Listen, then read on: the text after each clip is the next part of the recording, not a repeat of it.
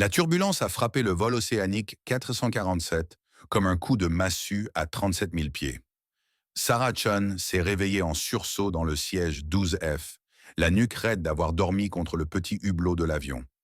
Le Boeing 777 a violemment tangué sur la gauche, envoyant sa bouteille d'eau rouler dans l'allée et déclenchant une symphonie de halètements de passagers dans toute la cabine assombrie. À l'extérieur de son hublot, des éclairs illuminaient d'immenses nuages d'orage qui semblaient s'étirer à l'infini dans le ciel nocturne. Elle a regardé sa montre. 21h17. Ils étaient quelque part au-dessus de l'Atlantique, 4 heures après le décollage du vol de nuit de New York à Londres. La plupart des 287 passagers dormaient ou essayaient de dormir, enveloppés dans de minces couvertures de la compagnie aérienne, sous la faible lueur ambrée des lumières d'urgence, qui avaient apparemment remplacé l'éclairage normal de la cabine, préparant et racontant ce type d'histoire. Cela nous a demandé de longs efforts et un travail acharné. Donc, si vous appréciez cette histoire, veuillez envisager de vous abonner à notre chaîne. Une autre secousse violente a secoué l'appareil. Celle-ci a duré près de 10 secondes. Sarah a agrippé ses accoudoirs, son instinct de pilote analysant immédiatement le mouvement. Ce n'était pas une turbulence normale. L'appareil se battait contre quelque chose. Le moteur émettait un gémissement inhabituel que la plupart des passagers ne remarqueraient même pas, mais qui a glacé son sang. Une hôtesse de l'air a trébuché devant son siège, se rattrapant de justesse à un dossier de siège. Sarah a croisé le regard de la femme et a vu quelque chose qui l'a terrifiée plus que la turbulence. Une panique à peine contrôlée. C'est à ce moment-là que l'annonce a été faite. Mesdames et messieurs, c'est votre commandant qui vous parle. La voix était ferme, mais portait une intonation que Sarah reconnaissait de ses années de vol sur des avions commerciaux, celle d'un protocole d'urgence contrôlé. Nous rencontrons quelques difficultés techniques et des conditions météorologiques sévères. À titre de mesure de précaution, nous devons demander s'il y a des pilotes qualifiés parmi nos passagers. Si vous êtes un pilote breveté, veuillez appuyer sur votre bouton d'appel immédiatement et vous identifier à l'équipage de cabine. La cabine est tombée dans un silence absolu, à l'exception du gémissement de la coque de l'avion et du bruit de plus en plus laborieux des moteurs. Le cœur de Sarah battait la chamade contre ses côtes. En 15 ans de vol, elle n'avait jamais entendu une annonce pareille sur un vol commercial. Les commandants ne demandaient pas l'aide d'un pilote à moins que quelque chose de catastrophique ne soit en train de se passer. Elle a appuyé sur son bouton d'appel, l'hôtesse de l'air, Maria, selon son nom sur son badge, est apparue à ses côtés en quelques secondes, se déplaçant avec l'urgence professionnelle de quelqu'un qui suit des procédures d'urgence. « Êtes-vous pilote ?» a demandé Maria, se penchant pour être entendue au-dessus de la tempête. Commandant Sarah Chun, ancienne d'United Airlines, actuellement chez NetJets, licence ATP, qualifiée sur Boeing 777. La voix de Sarah était calme, professionnelle, adoptant automatiquement le ton sec qu'elle utilisait dans les cockpits pendant les urgences. « Quelle est la situation ?» Le visage de Maria est devenu blanc. « Le commandant a besoin de vous parler immédiatement. Pouvez-vous venir à l'avant ?» Sarah a détaché sa ceinture de sécurité et s'est levée, ignorant la turbulence continue qui menaçait de la faire tanguer sur le côté. Alors qu'elle suivait Maria vers l'avant de l'avion, elle a saisi des fragments de conversations chuchotées de passagers qui étaient maintenant complètement réveillés et de plus en plus anxieux. Qu'est-ce qu'ils veulent dire? Des difficultés techniques? Pourquoi ont-ils besoin d'un autre pilote? Est-ce que nous allons nous écraser? Sarah a ignoré ces voix et s'est concentrée sur ce à quoi elle pourrait faire face. Les mouvements de l'avion devenaient de plus en plus erratiques, et à travers les hublots. Elle pouvait voir qu'ils étaient au plus profond du système de tempête sans aucun signe d'air clair devant. Mais plus troublant était le bruit des moteurs, la légère irrégularité qui suggérait des problèmes de gestion de puissance, peut-être liés à la tempête ou à quelque chose de pire. Maria est devenue. En approchant de la porte du cockpit, Maria s'est tournée vers elle, les larmes aux yeux. Le commandant Rodriguez s'est effondré il y a 20 minutes, a-t-elle chuchoté. Le premier officier pilote seul, et la météo. Que Dieu nous aide tous. Le cockpit du vol océanique 447 était un labyrinthe de voyants d'avertissement clignotants et de carillons urgents lorsque Sarah a franchi la porte renforcée.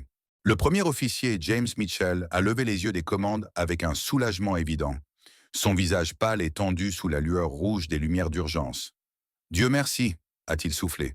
Je suis Jim Mitchell. Le commandant Rodriguez est dans la cuisine arrière. Il s'est effondré. Pendant l'entrée dans la tempête, un passager ambulancier est avec lui, mais ça ressemble à une crise cardiaque. Sarah a rapidement balayé le tableau de bord, ses yeux traitant automatiquement la cascade d'avertissements et d'alertes. Les paramètres du moteur fluctuaient de manière sauvage. Le radar météo montrait une précipitation rouge solide sur des kilomètres de vent. Et plus préoccupant, le pilote automatique était désengagé avec l'appareil en contrôle manuel. Depuis combien de temps pilotez-vous à la main dans ces conditions a-t-elle demandé, se glissant dans le siège du commandant et commençant immédiatement son évaluation de leur situation. 47 minutes, a répondu Jim, de la sueur perlant sur son front malgré l'air frais du cockpit. Le pilote automatique s'est éteint lorsque nous avons heurté le mur de la tempête. Le commandant Rodriguez m'aidait à gérer les problèmes de moteur quand il a juste laissé tomber. Les mains de Sarah se sont déplacées sur les commandes avec une efficacité professionnelle. Sa mémoire musculaire prenant le dessus, forte de 15 ans d'expérience dans l'aviation commerciale. Elle a ajusté légèrement la trajectoire de vol, sentant la réponse de l'avion à travers le manche, et a vérifié leur position actuelle sur l'écran de navigation.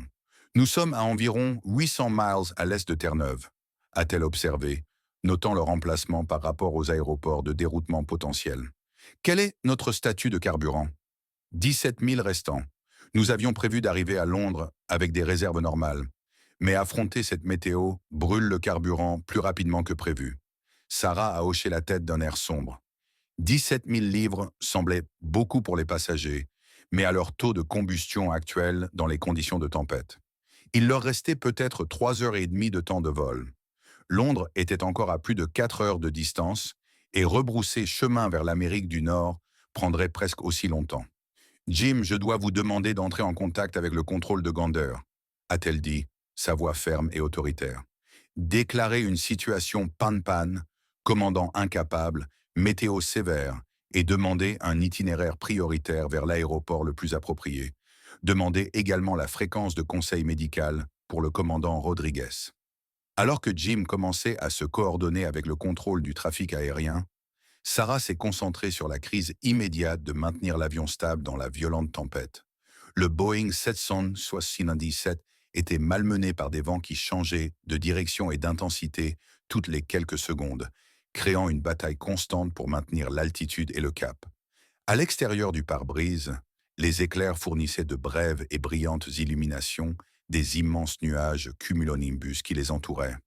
Le radar météo peignait un tableau sombre. Ils étaient piégés au centre d'un système de tempête massif, sans chemin clair pour en sortir. Les retours rouges et magenta sur l'écran indiquaient de fortes turbulences et des conditions de grêle possibles qui pourraient sérieusement endommager l'avion s'il rencontrait les pires zones. Le contrôle de Gander nous offre Keflavik en Islande. Jim a rapporté que c'était notre option la plus proche à environ 2 heures et demie de temps de vol, mais nous devrions dévier considérablement vers le nord pour éviter le pire de ce système de tempête. Sarah a examiné leurs options. Keflavik était un bon aéroport avec d'excellentes installations médicales, mais la déviation ajouterait un temps précieux et une consommation de carburant à leur vol. Cependant, continuer vers Londres à travers cette météo devenait de plus en plus dangereux. « Quelle est la météo à Keflavik ?» a-t-elle demandé. « Ciel couvert, pluie légère, vent 270 à 15 nœuds, essentiellement des conditions VFR. C'est notre meilleure option. Dites à Gander que nous acceptons l'itinéraire vers Keflavik et demandez une autorisation immédiate pour la déviation. » Sarah a commencé à programmer l'ordinateur de gestion de vol avec leur nouvelle destination, tout en se battant simultanément avec les commandes pour maintenir l'avion stable. Un violent courant ascendant a capturé le Boeing 777, le projetant vers le haut de près de 1000 pieds en quelques secondes avant de le faire chuter tout aussi rapidement. Plusieurs passagers ont crié depuis la cabine derrière eux et Sarah a entendu ce qui ressemblait au fracas d'équipements de cuisine se détachant de ses attaches. « Comment va le commandant Rodriguez ?» Sarah a appelé Maria qui était restée près de la porte du cockpit. L'ambulancier dit que ses signes vitaux sont stables, mais qu'il est inconscient. Elle pense que c'était définitivement une crise cardiaque, probablement causée par le stress de l'urgence. Sarah a absorbé cette information tout en continuant à gérer le vol de l'avion à travers la tempête. Le commandant Rodriguez était un pilote chevronné avec plus de 20 000 heures de vol. Si le stress de cette situation avait déclenché sa crise cardiaque, cela montrait à quel point leur situation était vraiment grave. Jim, quel est quoi notre manifeste de passagers? Y a-t-il d'autres pilotes à bord? Jim a consulté ses papiers. Selon le manifeste, nous avons vous et une autre personne qui s'est identifiée comme ayant un permis de pilote lors de l'enregistrement, mais pas d'autres pilotes de ligne. Demandez à quelqu'un de retourner là-bas pour trouver cet autre pilote et de l'amener à l'avant. Si cette situation s'aggrave, nous allons avoir besoin de toute l'aide qualifiée que nous pouvons obtenir. À travers la tempête, Sarah pouvait voir d'autres avions sur son écran de trafic, tous demandant des déviations autour du même système météorologique qui les avait piégés. L'Atlantique Nord était l'une des routes océaniques les plus fréquentées au monde, avec des dizaines de vols traversant chaque heure. Ce soir, tous devaient faire face au même front de tempête massif. Océanique 447, contrôle de Gander, tournez à gauche, cap 350, montez et maintenez le niveau de vol 390. Soyez avisés, plusieurs avions signalent de fortes turbulences et des conditions de givrage dans votre zone. Soyez extrêmement prudents. Sarah a accusé réception de l'autorisation et a commencé la montée, sentant l'avion lutter contre les violents courants d'air. De la glace commençait en effet à s'accumuler sur le pare-brise, malgré le fait que leur système de dégivrage fonctionnait à pleine capacité. La température de l'air extérieur était descendue à 47 degrés C, assez froid pour que l'humidité dans les nuages gèle instantanément sur n'importe quelle surface. L'antigivrage des moteurs est en marche. L'antigivrage des ailes est en marche. Jim a rapporté qu'il passait en revue la liste de contrôle pour les conditions météorologiques sévères. La chaleur du tube de pitot est confirmée sur tous les systèmes. Il s'agissait de systèmes critiques dans des conditions de givrage. Si de la glace s'accumulait sur les entrées d'air des moteurs, cela pourrait provoquer des décrochages de compresseurs ou même une panne de moteur. Si elle s'accumulait sur les surfaces des ailes, elle détruirait la capacité du profil aérodynamique à générer de la portance. Et si la glace bloquait les tubes de pitot qui mesuraient la vitesse de l'air, il pourrait perdre complètement les données de vol précises. Comme si elle était convoquée par ses pensées, un nouveau voyant d'avertissement s'est allumé sur le tableau de bord. Échec ANTIICE du moteur 2. Le sang de Sarah s'est glacé. Le moteur numéro 2, le moteur droit, venait de perdre sa protection anti-givrage. Dans leurs conditions actuelles, ce moteur était maintenant vulnérable à l'ingestion de glace, ce qui pourrait causer n'importe quoi, des fluctuations de puissance à une panne complète. Jim, surveillez de près les paramètres du moteur 2. Toute fluctuation du N1 ou de l'EGT et nous pourrions avoir besoin de réduire la puissance de ce moteur. Roger, pour l'instant, les paramètres semblent normaux, mais je vais les surveiller attentivement. Derrière eux, un autre passager se dirigeait vers l'avant. Un homme d'une cinquantaine d'années portant un costume d'affaires, se déplaçant avec précaution dans la cabine turbulente. « Je suis David Park », a-t-il dit en atteignant le cockpit. « J'ai un brevet de pilote privé et environ 800 heures, principalement sur des avions monomoteurs. Je crois comprendre que vous avez besoin d'aide. » Sarah l'a examiné rapidement. Il semblait calme et compétent, ce qui était exactement ce dont ils avaient besoin. « David, nous avons un commandant incapable, une météo sévère, et maintenant des problèmes d'antigivrage. Avez-vous déjà été dans un cockpit commercial avant? Non, mais je suis un ingénieur électricien à la retraite et je comprends les systèmes complexes. Dites-moi comment je peux aider. Pour l'instant, j'ai besoin que vous surveilliez la situation des passagers.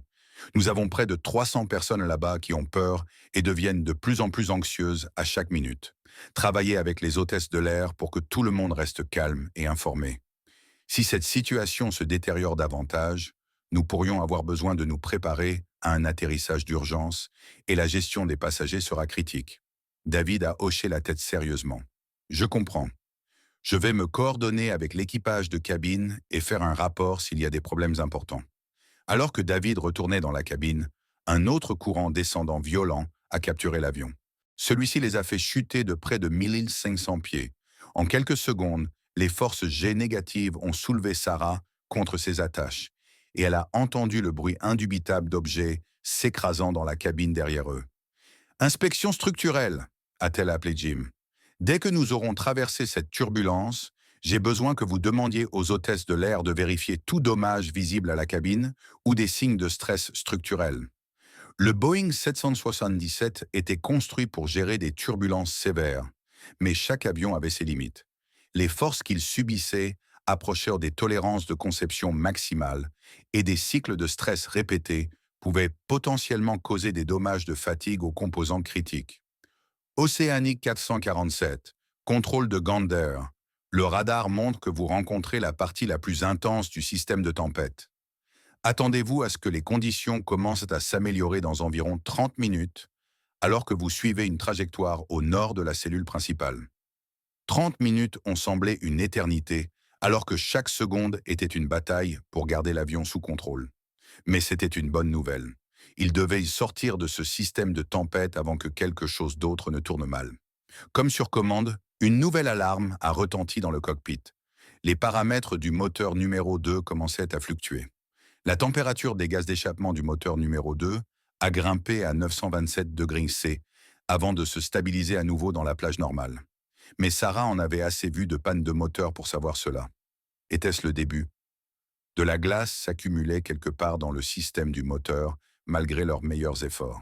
Et la panne d'anti-givrage allait devenir un problème sérieux très rapidement. Jim réduisait la puissance du moteur 2 à 70% et 1, a-t-elle ordonné, ses mains fermes sur les commandes malgré l'adrénaline qui la parcourait. Nous devons minimiser l'ingestion de glace jusqu'à ce que nous puissions sortir de ces conditions. Réduction de la puissance du moteur 2, a accusé réception Jim, déplaçant le levier de poussée avec précaution. L'avion a immédiatement lassé légèrement sur la gauche, alors que le différentiel de puissance entre les moteurs augmentait, obligeant Sarah à ajuster la compensation de gouverne pour maintenir un vol coordonné. Voler avec une puissance réduite dans une tempête sévère était comme essayer de gravir une montagne avec une jambe blessée. C'était possible, mais exponentiellement plus dangereux. Le Boeing 777 était conçu pour gérer les opérations à un seul moteur, mais dans leurs conditions actuelles, chaque bit de puissance disponible était crucial pour maintenir l'altitude et la vitesse de l'air. Comment nous en sortons-nous en carburant avec le nouvel itinéraire vers Kavik? A demandé Sarah, même si elle soupçonnait de connaître déjà la réponse. Jim a consulté la page de gestion du carburant sur son écran.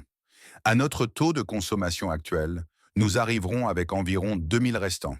C'est bien en dessous des minimums de la compagnie, mais légal pour une situation d'urgence.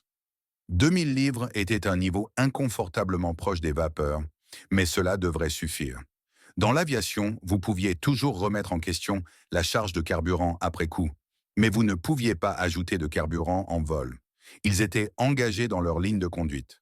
Maintenant, derrière eux, Maria est apparue à nouveau à la porte du cockpit, son expression sombre. « Commandant Sean, nous devons discuter de la situation des passagers. Les gens ont très peur et nous avons eu plusieurs blessures à cause de la turbulence. Rien qui ne mette la vie en danger, mais nous avons au moins 6 personnes avec des coupures et des ecchymoses. De plus, le commandant Rodriguez est toujours inconscient et l'ambulancier dit que sa tension artérielle baisse. » Sarah a absorbé cette information tout en continuant à se battre avec les commandes. L'avion était toujours malmené par la tempête, ce qui rendait impossible de maintenir une altitude ou un cap stable pendant plus de quelques secondes à la fois. Chaque muscle de son corps était douloureux à cause des corrections constantes nécessaires pour les faire voler droit et à niveau. « Maria, j'ai besoin que vous prépariez la cabine pour la possibilité d'un atterrissage d'urgence. Ne l'annoncez pas encore aux passagers, mais briefez votre équipage sur les procédures d'urgence et assurez-vous que tout l'équipement d'urgence est accessible. Demandez également à l'ambulancier si le commandant Rodriguez peut être déplacé en toute sécurité vers un siège avec un système de retenue approprié. Et les passagers? Ils peuvent dire que quelque chose de grave se passe. » Sarah a réfléchi attentivement à cela. La gestion des passagers pendant les urgences était un équilibre délicat entre les tenir informés et prévenir la panique. Trop peu d'informations entraînaient de l'anxiété et des rumeurs, mais trop de détails sur leur situation réelle pouvaient provoquer une panique de masse qui rendrait tout pire. Faites une annonce disant que nous avons rencontré des conditions météorologiques sévères et que nous nous déroutions vers l'Islande par mesure de précaution. Dites-leur que nous avons des pilotes qualifiés qui gèrent la situation et que nous prévoyons d'être au sol dans 2 heures et demie. Ne mentionnez pas l'état du commandant Rodriguez ni les problèmes de moteur. Maria a hoché la tête et est retournée dans la cabine pour se coordonner avec son équipage. Sarah pouvait l'entendre faire l'annonce sur le système d'adresse aux passagers, sa voix professionnellement calme malgré les circonstances. Mesdames et messieurs, c'est Maria qui vous parle de la part de l'équipage de vol. En raison de conditions météorologiques sévères au-dessus de l'Atlantique, nous nous déroutions vers l'aéroport de Kefik en Islande par mesure de précaution. Nous avons des pilotes expérimentés qui gèrent la situation et nous prévoyons d'atterrir en toute sécurité dans environ 2 heures et demie. Veuillez rester assis avec vos ceintures de sécurité attachées et notre équipage continuera à vous assister tout au long du vol. Merci pour votre patience et votre coopération. L'annonce a semblé calmer quelque peu le bruit des passagers, bien que Sarah puisse encore entendre des conversations anxieuses dans toute la cabine.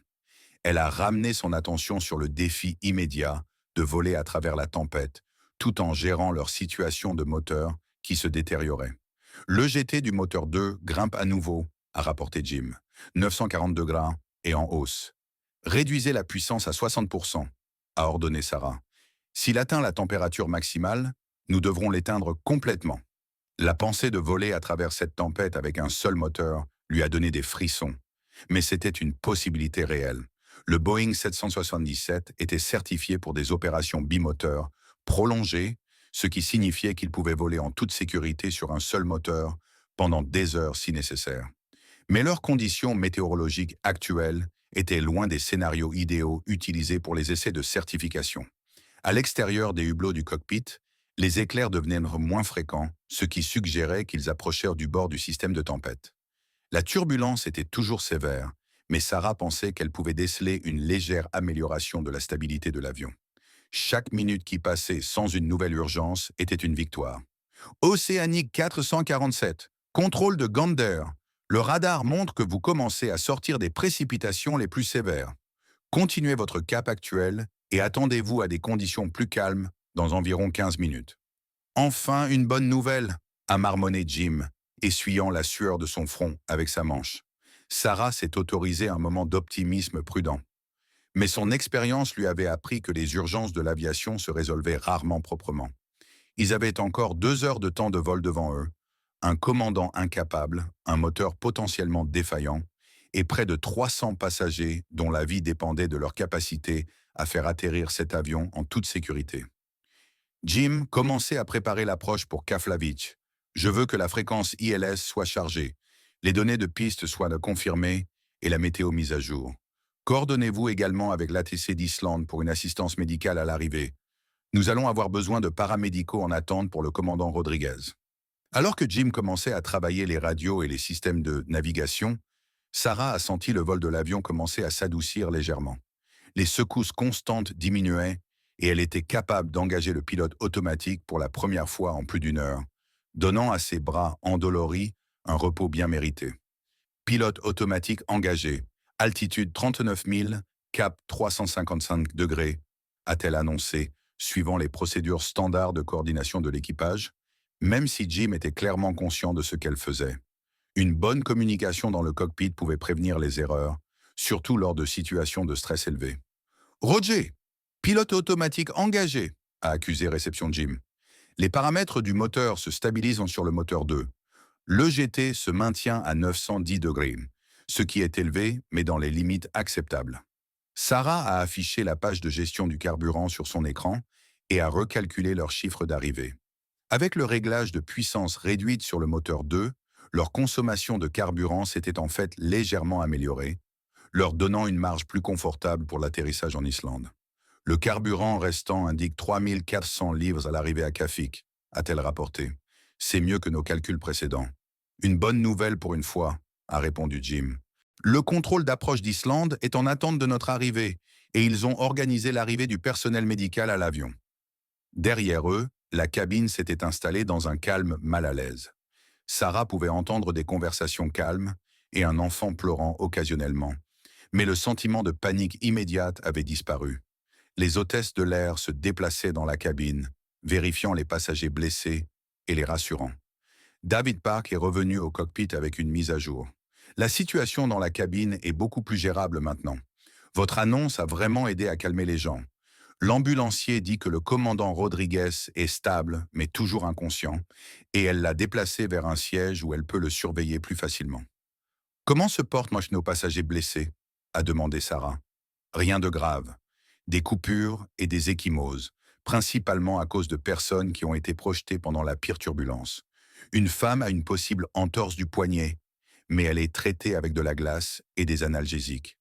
Sarah a été soulagée qu'il n'ait pas subi de blessures plus graves pendant la violente turbulence. Elle avait vu des rapports de vol où des conditions météorologiques sévères avaient causé des fractures et des traumatismes crâniens lorsque des passagers étaient projetés contre les structures de la cabine. David, je veux que vous vous coordonniez avec les hôtesses de l'air pour les préparatifs d'atterrissage d'urgence. Je ne m'attends pas à ce que nous en ayons besoin, mais je veux que tout le monde soit prêt au cas où quelque chose d'autre tournerait mal avant que nous n'atteignions Keflavik. Pourquoi devons-nous nous préparer spécifiquement? Sarah a examiné la question attentivement. D'après son expérience, les urgences dans l'aviation venaient rarement seules. Les problèmes avaient tendance à se propager en cascade à mesure que les systèmes stressés tombaient en panne en séquence. Leur situation de moteur était stable pour l'instant, mais les dommages causés par la glace auraient moins pu affecter d'autres systèmes qu'ils n'avaient pas encore découverts. Passez en revue les procédures d'évacuation d'urgence avec l'équipage de cabine. Assurez-vous que toutes les sorties de secours sont accessibles et identifiez tout passager qui pourrait aider en cas d'urgence. Le personnel militaire, les professionnels de la santé, toute personne ayant une expérience pertinente. Alors que David retournait dans la cabine, une nouvelle préoccupation est venue à l'esprit de Sarah. Elle a affiché les informations météo pour Keflavik et a étudié attentivement les prévisions. Jim, quelle est la météo actuelle à notre destination? Le dernier rapport a montré un ciel couvert à 800 pieds, une visibilité de 6000 par pluie légère, des vents 280 à 12 nœuds. La météo était certainement pilotable, mais le plafond couvert à 800 pieds signifiait qu'il devrait exécuter une approche aux instruments jusqu'à près des minimums. Dans des circonstances normales, cela ne serait pas un problème. Mais avec leur situation de moteur et une configuration d'équipage inhabituelle, chaque défi supplémentaire multipliait leurs risques. Briefons l'approche ILS vers la piste 1N, a dit Sarah. Je veux revoir chaque détail avant de commencer notre descente. Pendant les 20 minutes suivantes, ils ont parcouru la procédure d'approche aux instruments étape par étape, discutant des altitudes, des vitesses, des procédures d'approche manquées et des protocoles d'urgence. Ce genre de briefing détaillé était une pratique standard pour les pilotes professionnels, mais il était particulièrement critique lorsqu'il s'agissait de conditions anormales. Océanique 447, contrôle de Reykjavik. Bonsoir. Nous vous avons sur le radar à environ 150 miles au sud-est de Keflavik. Descendez et maintenez le niveau de vol 240. Attendez-vous à des vecteurs pour l'approche ILS de la piste 1-9. Contrôle de Reykjavik, Océanique 445. Quittons le niveau de vol 390 pour le niveau de vol 240. Sarah a répondu en commençant leur descente vers l'Islande. Alors qu'ils descendaient, à travers les couches de nuages, Sarah a ressenti le mélange familier de soulagement et d'appréhension qui accompagnait la phase finale de tout vol d'urgence. Ils étaient donc proches de la sécurité, mais ces dernières 30 minutes étaient souvent les plus dangereuses car les équipages devaient faire face à la fatigue, au stress et à la complexité de faire atterrir l'avion en toute sécurité. Il reste 1 h 23 de temps de vol, a rapporté Jim. Tous les systèmes sont stables, sauf l'anti-givrage du moteur 2.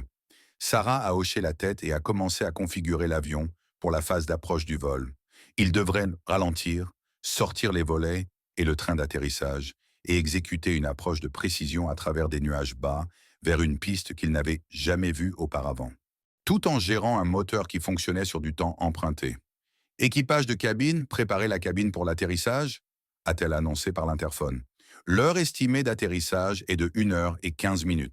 À travers son casque, elle pouvait entendre les hôtesses de l'air commencer la routine de préparation à l'atterrissage, fixant l'équipement de la cuisine, vérifiant les ceintures de sécurité des passagers et préparant l'équipement d'urgence dont elle espérait ne pas avoir besoin. Les lumières de Reykjavik commençaient à apparaître à travers les nuages en dessous. Une vue bienvenue. Après des heures de vol au-dessus de l'océan Atlantique sombre, l'Islande semblait paisible et sûre de leur altitude. Bien que Sarah savait que l'approche et l'atterrissage exigeraient toute sa concentration et son habileté. Le GT du moteur 2 grimpe à nouveau, a annoncé Jim, interrompant ses pensées. 920 degrés et en hausse lente. Sarah a senti son estomac se resserrer. Ils étaient si proches de la sécurité, mais leur moteur marginal choisissait le pire moment possible pour se détériorer davantage. S'il atteint 950, nous devrons l'éteindre, a-t-elle dit, sachant qu'atterrir un avion commercial lourd sur un seul moteur, bien que possible, augmenterait considérablement leur risque. Compris. Je le surveille de près.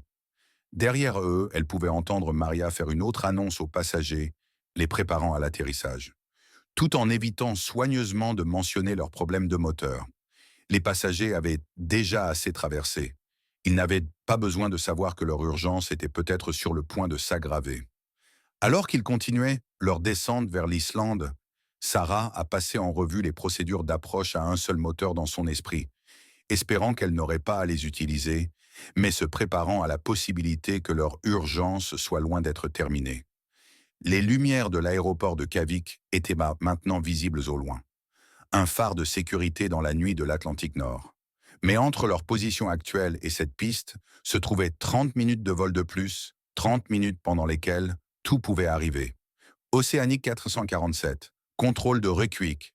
Tournez à gauche, cap 270. Descendez et maintenez 8000 pieds. Vous êtes autorisé pour l'approche ILS de la piste une fois établie sur le localizer.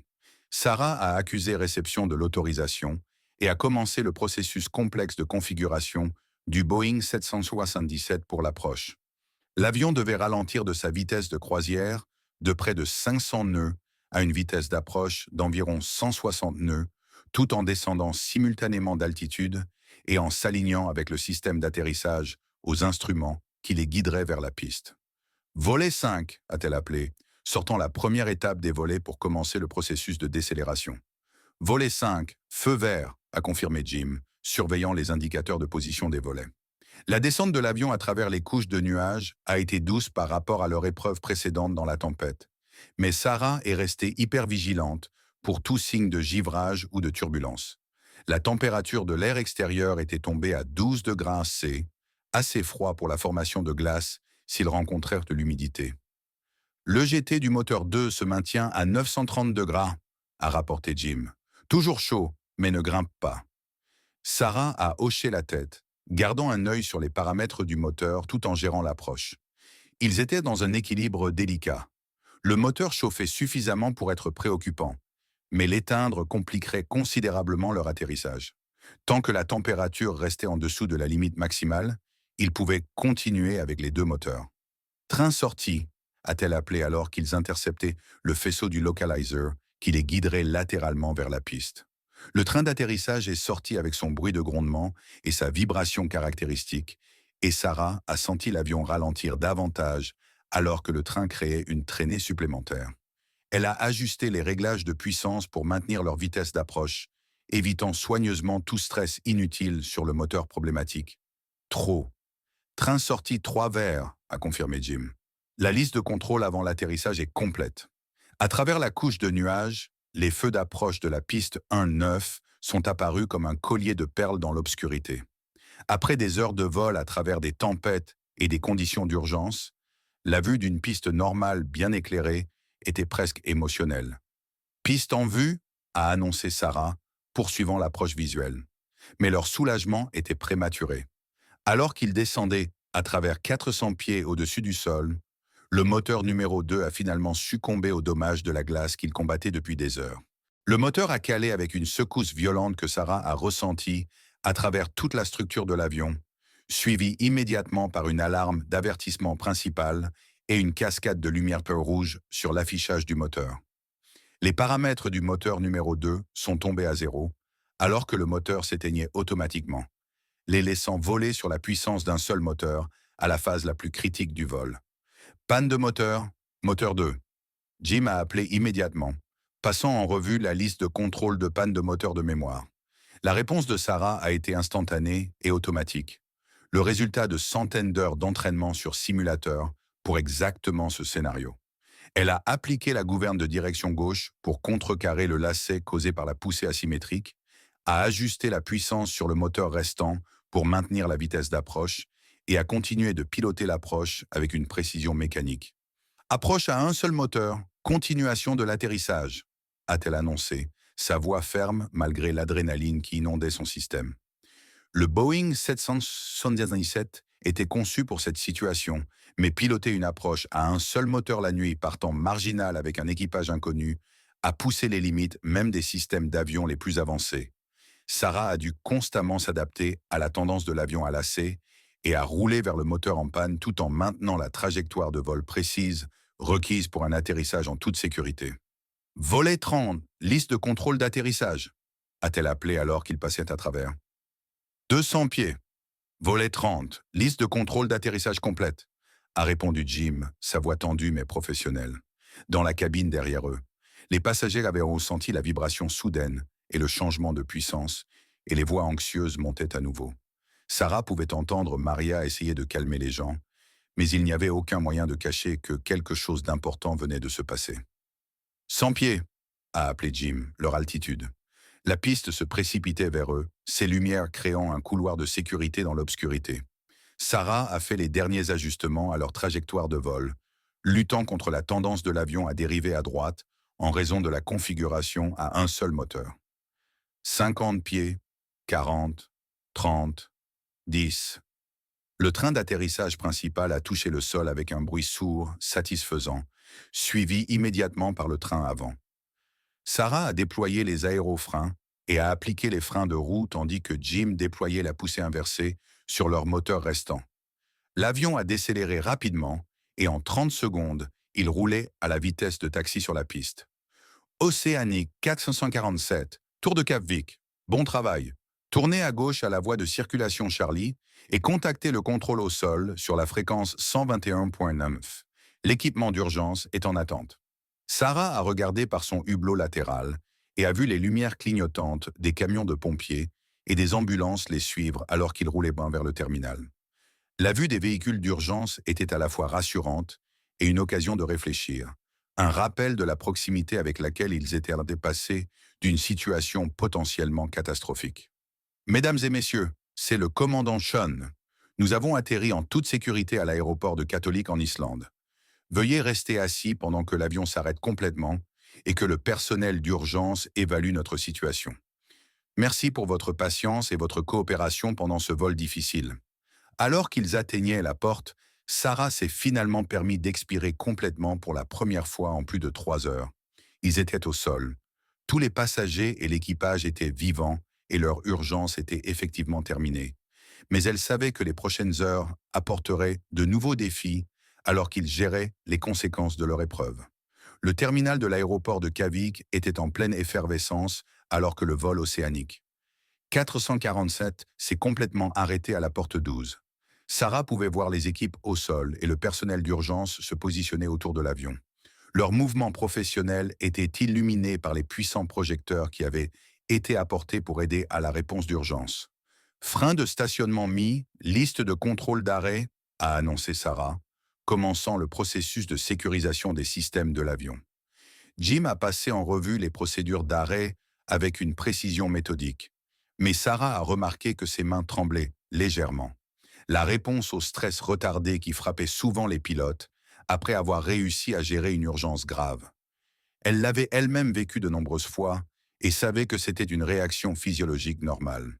APU démarré, alimentation externe connectée, a rapporté Jim. Tous les systèmes sont sécurisés. À travers les hublots du cockpit, Sarah pouvait voir la passerelle d'embarquement être positionnée pour se connecter à leur avion.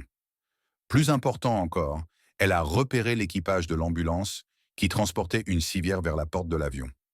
De l'aide pour le commandant Rodriguez, qui était resté inconscient tout au long de leur approche et de leur atterrissage d'urgence. Maria est apparue à la porte du cockpit, l'air épuisé mais soulagé. Commandant Chen, l'ambulancier dit que l'état du commandant Rodriguez est stable, mais il a besoin d'un transport immédiat à l'hôpital. Les passagers sont impatients de sortir, mais ils suivent les instructions de rester assis. Comment se portent nos passagers blessés, a demandé Sarah.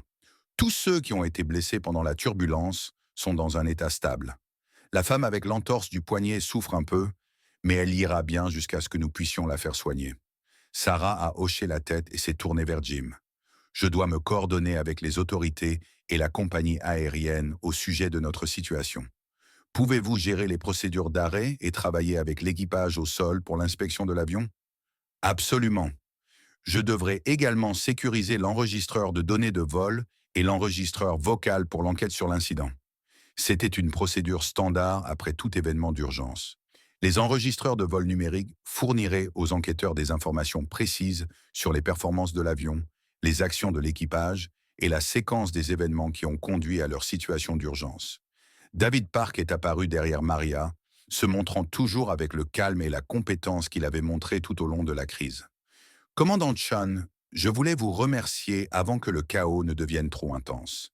Ce que vous avez fait ce soir en prenant le contrôle d'une urgence, ce n'était même pas votre responsabilité. Cela demande un vrai courage.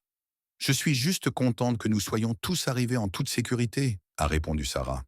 Vous avez aidé à garder les passagers calmes, ce qui était tout aussi important que tout ce qui s'est passé dans le cockpit. Alors qu'elle se préparait à quitter l'avion, Sarah a réalisé que son rôle impromptu de commandant du vol 447 était loin d'être terminé. Il y aurait des entretiens avec les autorités de l'aviation islandaise, une coordination avec Oceanic Airlines au sujet de l'hébergement des passagers et finalement une enquête détaillée sur la panne de moteur. Et l'urgence médicale du commandant Rodriguez.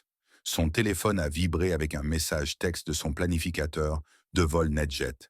J'ai vu les nouvelles concernant le vol 447. Ça va? Appelle quand tu peux. Les nouvelles. Sarah n'avait même pas envisagé que leur urgence aurait pu attirer l'attention des médias, mais un vol transatlantique se déroutant vers l'Islande en raison de multiples urgences était exactement le genre d'histoire que les journalistes de l'aviation aimaient couvrir. Commandant Chun, un homme en uniforme d'apparence officielle s'approchait de la passerelle d'embarquement. Je suis le commandant Eric Magnusson de l'autorité islandaise de la sécurité des transports aériens. Nous devons faire le point sur cet incident pendant que les détails sont frais dans l'esprit de tout le monde. Sarah a rassemblé ses affaires du cockpit, jetant un dernier regard sur le tableau de bord qui avait été sa fenêtre sur les systèmes de l'avion pendant les 3 dernières heures. L'affichage du moteur 2 montrait toujours tous des zéros, un rappel brutal de la proximité avec laquelle ils étaient passés d'une situation beaucoup plus grave. Le centre de réponse d'urgence de l'aéroport de Keflavik avait été converti en un centre de coordination pour gérer l'incident du vol 447. Sarah s'est retrouvée dans une petite salle de conférence avec le commandant Magnus, Jim Mitchell et un représentant d'Oceanic Airlines qui avait apparemment été réveillé de son sommeil et participé par vidéoconférence depuis le centre des opérations de la compagnie à New York. Commandant Chun, a commencé le représentant de la compagnie aérienne. Je suis Thomas Wayne, directeur des opérations de vol pour Oceanic. Tout d'abord, je tiens à vous remercier pour votre aide dans cette urgence. Vos actions ont probablement empêché un résultat beaucoup plus grave. Sarah, pas une reconnaissance, mais est restée concentrée sur le processus de débriefing officiel. Dans l'aviation, les éloges venaient plus tard. Pour l'instant, il devait établir les faits de ce qui s'était passé et s'assurer que tout problème de sécurité était correctement traité. Commandant Magnus, quel est le statut du commandant Rodriguez? A-t-elle demandé. Il a été transporté à l'hôpital universitaire de Lance Patali à Reykjavik. Le diagnostic initial confirme un infarctus du myocarde, une crise cardiaque, mais il est stable et conscient maintenant. Les médecins s'attendent à un rétablissement complet avec un traitement approprié. C'était la meilleure nouvelle que Sarah avait entendue de la nuit. Le commandant Rodriguez était un collègue professionnel, et savoir qu'il se rétablirait a enlevé un poids majeur de son esprit. Maintenant, discutons de la panne de moteur. Le commandant Magnus a continué, consultant ses notes. Premier officier Mitchell, décrivez-moi la séquence des événements menant à l'arrêt du moteur. Jean a décrit la détérioration progressive du moteur 2, de la défaillance initiale du système d'antigivrage à l'augmentation des températures des gaz d'échappement jusqu'à l'arrêt final pendant l'approche. Son récit était précis et professionnel, exactement ce dont les enquêteurs avaient besoin pour comprendre les problèmes mécaniques. Commandant Chun, de votre point de vue en tant que pilote aux commandes pendant l'urgence, quelle a été votre évaluation de l'état et des capacités de l'avion? Sarah a soigneusement organisé ses pensées. Ces mots feraient marder partie du dossier officiel et pourraient influencer les futures recommandations de sécurité. L'avion a fonctionné exactement comme prévu tout au long de l'urgence. Les systèmes de contrôle de vol ont compensé efficacement la panne de moteur et tous les systèmes de secours ont fonctionné correctement. le Boeing 777 a prouvé sa capacité à gérer de multiples pannes de système, tout en maintenant des opérations de vol sûr. Et l'aspect gestion des passagers? Nous comprenons qu'il y a eu des inquiétudes concernant le comportement des passagers pendant la crise. Il y a eu une période où un groupe de passagers est devenu agité et a demandé des réponses sur notre situation. J'ai pris la décision de m'adresser directement à eux via le système d'annonce aux passagers, ce qui a semblé calmer la situation efficacement. Thomas Wayne s'est penché en avant lors de la vidéoconférence. Commandant Sean, c'était exactement la bonne décision. Nous avons examiné les transcriptions de l'enregistreur vocal du cockpit et vos annonces aux passagers ont trouvé l'équilibre parfait entre l'honnêteté et la réassurance. Le commandant Magnus a pris des notes et a continué ses questions en regardant l'ensemble de l'événement. Y a-t-il quelque chose que vous auriez fait différemment? Sarah a réfléchi attentivement à cela. La remise en question était dangereuse dans l'aviation. Elle pourrait entraîner une hésitation lors de futures urgences. Mais une évaluation honnête était cruciale pour améliorer les procédures de sécurité. Avec le recul, j'aurais peut-être déclaré une urgence complète, plutôt qu'une simple situation panne-panne, plutôt dans le vol. Cela nous aurait donné une gestion prioritaire du contrôle du trafic aérien et aurait pu réduire notre temps dans la météo sévère. Cependant, compte tenu des informations disponibles à l'époque, je pense que nos décisions étaient appropriées. Et la gestion des ressources de l'équipage? Comment vous et le premier officier Mitchell avez-vous travaillé ensemble, étant donné que vous n'aviez jamais volé ensemble auparavant? Jim a très bien performé dans des circonstances extrêmement difficiles. Ses connaissances techniques et son professionnalisme ont été essentiels à notre succès. Le défi de travailler avec un membre d'équipage inconnu a été compensé par notre formation et notre expérience avec les procédures d'exploitation standard. Le débriefing a continué pendant 1 heure de plus, couvrant tous les aspects de l'urgence, de la rencontre initiale avec la tempête à l'atterrissage à un seul moteur. Sarah a trouvé le processus utile pour organiser ses propres pensées sur l'expérience et identifier les leçons qui pourraient bénéficier aux futures réponses d'urgence. Commandant Sean, a déclaré Thomas Wayne alors qu'il concluait, Oceanic Airlines aimerait vous offrir un poste dans notre compagnie. Ce soir a démontré exactement le genre de compétences et de jugement que nous valorisons chez nos pilotes. Sarah a été surprise par l'offre, mais n'était pas prête à prendre des décisions de carrière dans l'immédiat après l'urgence. J'apprécie cela, Monsieur Wayne, mais je suis très heureuse de ma position actuelle chez NetJets. Cependant, je serais honoré de participer à tout programme de formation ou initiative de sécurité qui pourrait bénéficier de l'expérience de ce soir. Bien sûr, nous vous contacterons à ce sujet. Pour l'instant, la compagnie organise des hébergements à l'hôtel pour tous les passagers et l'équipage pendant que nous travaillons à faire en sorte que tout le monde atteigne sa destination finale. Alors que le débriefing officiel se terminait, Sarah a réalisé qu'elle était épuisée. L'adrénaline qui l'avait soutenue pendant l'urgence s'estompait, la laissant vidée, mais étrangement satisfaite. Ils avaient de fait face à une situation grave et l'avaient de gérer de manière professionnelle, et tout le monde rentrait chez soi en toute sécurité. Le matin, l'histoire de l'atterrissage d'urgence du vol CAC 147 faisait la une des journaux du monde de l'aviation. Sarah s'est réveillée dans sa chambre d'hôtel pour trouver son téléphone bourdonnant d'appels de journalistes, d'organisations de sécurité de l'aviation et de groupes de pilotes qui voulaient discuter de l'incident. Le titre d'Aviation Week disait « Une pilote en congé sauve 287 vies lors d'une urgence en plein Atlantique ».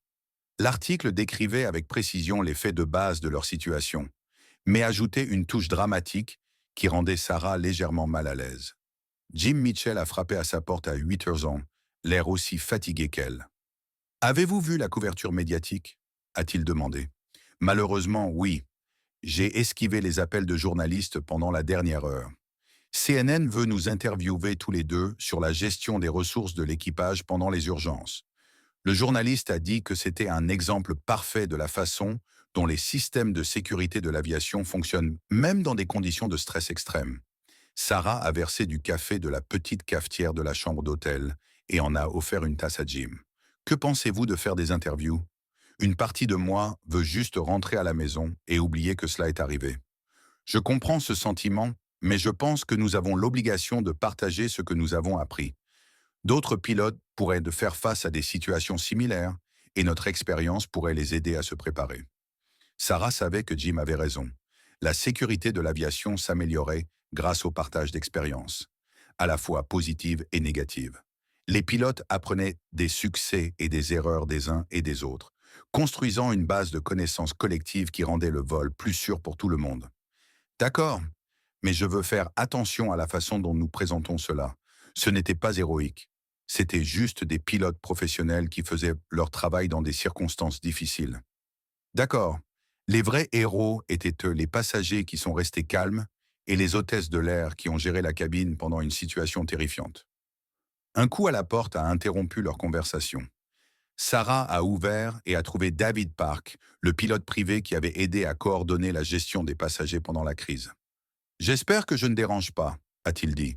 Je voulais vous remercier tous les deux à nouveau et vous faire savoir que plusieurs passagers organisent une lettre à Oceanic Airlines louant vos actions. C'est très gentil mais inutile, a répondu Sarah. Nous faisions juste notre travail. Peut-être, mais vous avez choisi de vous impliquer alors que vous auriez pu rester à votre siège et laisser quelqu'un d'autre gérer la crise. Cela en dit long sur votre caractère. Les mots de David ont rappelé à Sarah quelque chose à quoi elle essayait de ne pas penser.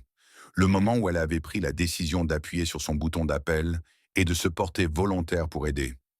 Il aurait été facile de rester anonyme, de laisser le premier officier gérer l'urgence seul, d'éviter la responsabilité et le stress de prendre le commandement. David, puis-je vous demander quelque chose? Vous êtes un pilote privé. Vous avez compris à quel point notre situation était grave. Avez-vous été tenté de vous porter volontaire pour aider dans le cockpit? David a souri tristement. Absolument, mais j'ai aussi compris mes limites. Mes 800 heures sur des avions monomoteurs n'auraient même pas été d'une grande aide dans un cockpit de Boeing 767. Parfois, la meilleure façon d'aider est de reconnaître ce que vous pouvez et ne pouvez pas apporter. Cette perspicacité a impressionné Sarah. L'aviation était pleine de pilotes qui surestimaient leurs capacités et la conscience de soi de David était rafraîchissante. Que faites-vous quand vous ne volez pas? A-t-elle demandé. Je suis ingénieur en système pour une entreprise technologique à Seattle. Je conçois des systèmes de secours pour les centres de données, la planification de la redondance, l'analyse des modes de défaillance, ce genre de choses. D'une certaine manière, c'est similaire à l'aviation. Nous essayons d'anticiper ce qui pourrait mal tourner et de nous assurer qu'il y a des plans de secours. Sarah s'est trouvée intriguée par le parcours de David. Les parallèles entre la sécurité de l'aviation et la planification des catastrophes informatiques étaient de plus proches que la plupart des gens ne le réalisaient. Seriez-vous intéressé à participer à une présentation sur la sécurité concernant la nuit dernière? Je pense à mettre en place un programme pour les organisations de formation de pilotes. Je serais honoré d'aider. La perspective du passager pendant une urgence est quelque chose qui n'est pas beaucoup discuté dans la formation des pilotes. Jim a terminé son café et s'est levé. Je dois retourner à l'aéroport. L'équipe d'enquête sur l'avion veut m'interviewer sur la séquence de panne de moteur. Après le départ de Jim, Sarah et David ont continué à parler des événements de la nuit précédente et de leurs implications pour la sécurité de l'aviation. Elle a trouvé son approche analytique des problèmes rafraîchissante et ses idées sur la psychologie des passagers pendant les urgences étaient précieuses. Sarah, a dit David après une pause, j'espère que cela ne semble pas trop direct, mais voudriez-vous dîner ce soir? Je sais que nous sommes tous les deux bloqués en Islande jusqu'à ce que la compagnie aérienne organise des vols de remplacement. Et j'apprécierais de continuer notre conversation. Sarah a hésité. Son état émotionnel après l'urgence n'était probablement pas le meilleur moment pour prendre des décisions sociales, mais elle s'est trouvée sincèrement intéressée par les perspectives de David sur la gestion des risques et la pensée systémique. J'aimerais ça, a-t-elle dit, mais restons décontractés. Nous avons tous les deux traversé assez de stress pour un seul voyage. Alors que David partait rejoindre d'autres passagers pour la visite de Reykjavik organisée par la compagnie aérienne, Sarah a réfléchi à la rapidité avec laquelle son simple vol de nuit vers Londres s'était transformé en une expérience qui a changé sa vie. Elle avait acquis de nouvelles connaissances professionnelles, peut-être noué des amitiés durables, et s'était prouvé que sa décision de devenir pilote avait été le bon choix. Mais elle savait aussi que l'enquête ne faisait que commencer et que les implications complètes de l'atterrissage d'urgence du vol 447 n'étaient pas encore comprises. Préparer et raconter ce type d'histoire nous a demandé de longs efforts et un travail acharné. Donc si vous appréciez l'histoire, veuillez envisager de vous abonner à notre chaîne. Le hangar de l'aéroport de KFC avait été transformé en un quartier général d'enquête. Sarah est arrivée à 9 heures du matin pour trouver des équipes de techniciens qui grouillaient autour du Boeing 777, documentant chaque détail de la panne de moteur et des dommages de la tempête. La chef d'enquête, le commandant Helga Eriksdotter de l'autorité islandaise des transports. Le conseil de sécurité a salué Sarah à l'entrée du hangar. Commandant Sean, merci d'être venu. Nous avons quelques conclusions initiales que nous aimerions discuter avec vous. Le moteur en panne avait été retiré de l'avion et était examiné sur un banc d'essai spécialisé. Même de loin, Sarah pouvait voir l'étendue des dégâts causés par la glace. Les aubes du compresseur étaient gravement érodées et plusieurs sections montraient des signes de défaillance catastrophique. Quelle est l'évaluation préliminaire demanda Sarah. La panne du moteur a été causée par une ingestion massive de glace à travers le système anti-givrage endommagé. Cependant, nous trouvons des problèmes secondaires préoccupants qui n'étaient pas apparents lors de votre urgence.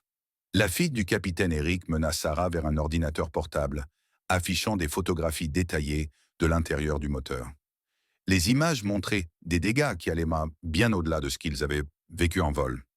Si vous aviez continué à faire fonctionner ce moteur à des réglages de puissance normaux pendant encore 30 minutes, il aurait subi une défaillance non confinée catastrophique. Des morceaux du moteur auraient pu pénétrer le fuselage ou sectionner des câbles de commande.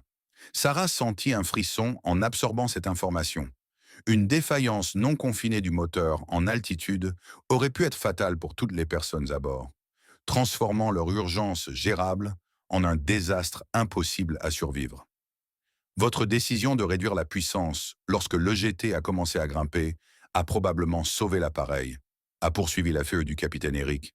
La question que nous étudions maintenant est de savoir si la défaillance du système anti-givrage était un problème mécanique aléatoire ou une partie d'un problème plus vaste.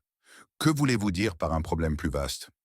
Nous examinons si ce modèle de Boeing 777 a une vulnérabilité systémique aux dégâts causés par la glace dans des conditions météorologiques spécifiques. Si c'est le cas, le constructeur et les compagnies aériennes doivent le savoir immédiatement. Les implications étaient stupéfiantes. S'il y avait un défaut de conception dans les systèmes anti-givrage du 777, des centaines d'avions dans le monde entier pourraient être en danger. Sarah réalisa que leur urgence pourrait être la première indication d'un problème de sécurité beaucoup plus large.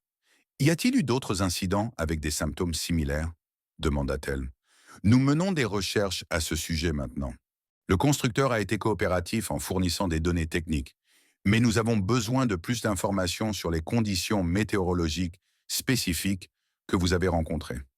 Sarah passa les 2 heures suivantes à fournir un témoignage détaillé sur le système de tempête, leur trajectoire de vol, la progression des défaillances du système et son processus de prise de décision tout au long de l'urgence. Chaque détail pourrait être crucial pour comprendre si d'autres avions pourraient faire face à des situations similaires. Capitaine Sean, une dernière question. Compte tenu de ce que vous savez maintenant sur l'état du moteur, auriez-vous pris la même décision de continuer vers l'Islande plutôt que de tenter un atterrissage d'urgence immédiat dans un aéroport plus proche? Sarah considéra cela attentivement. L'analyse a posteriori était dangereuse dans l'aviation, mais une analyse honnête était essentielle pour tirer des leçons des situations d'urgence. Avec les informations disponibles à l'époque, continuer vers l'Islande était la bonne décision. Nous avions un moteur fonctionnel, l'avion était contrôlable et la météo à notre destination était bonne. Tenter d'atterrir immédiatement aurait signifié voler à travers une plus grande partie du système de tempête, ce qui comportait ses propres risques. Mais sachant que le moteur était sur le point de subir une défaillance catastrophique, même en sachant cela, je pense que la décision était correcte. Nous avons géré l'état du moteur en réduisant la puissance, ce qui a prolongé sa vie jusqu'à ce que nous puissions atteindre la sécurité. Parfois, dans l'aviation, il faut choisir entre plusieurs options imparfaites et nous avons choisi celle qui avait la meilleure chance de succès. La fille du capitaine Eric prit des notes et continua ses questions. Sarah réalisa que cette enquête se poursuivrait probablement pendant des mois, car les équipes analysaient chaque aspect de leur urgence, des conditions météorologiques aux décisions de l'équipage, en passant par la conception et l'historique de maintenance de l'avion. Cet après-midi-là, Sarah reçut un appel d'une source inattendue, le docteur Amanda Foster, une météorologue du National Weather Service, spécialisé dans les risques météorologiques pour l'aviation. Capitaine Sean, je suis l'enquête sur votre atterrissage d'urgence et j'ai des informations qui pourraient être pertinentes pour l'enquête. Sarah était intriguée. Elle avait appris au cours de sa carrière que la sécurité aérienne dépendait souvent de l'expertise de domaines au-delà du pilotage.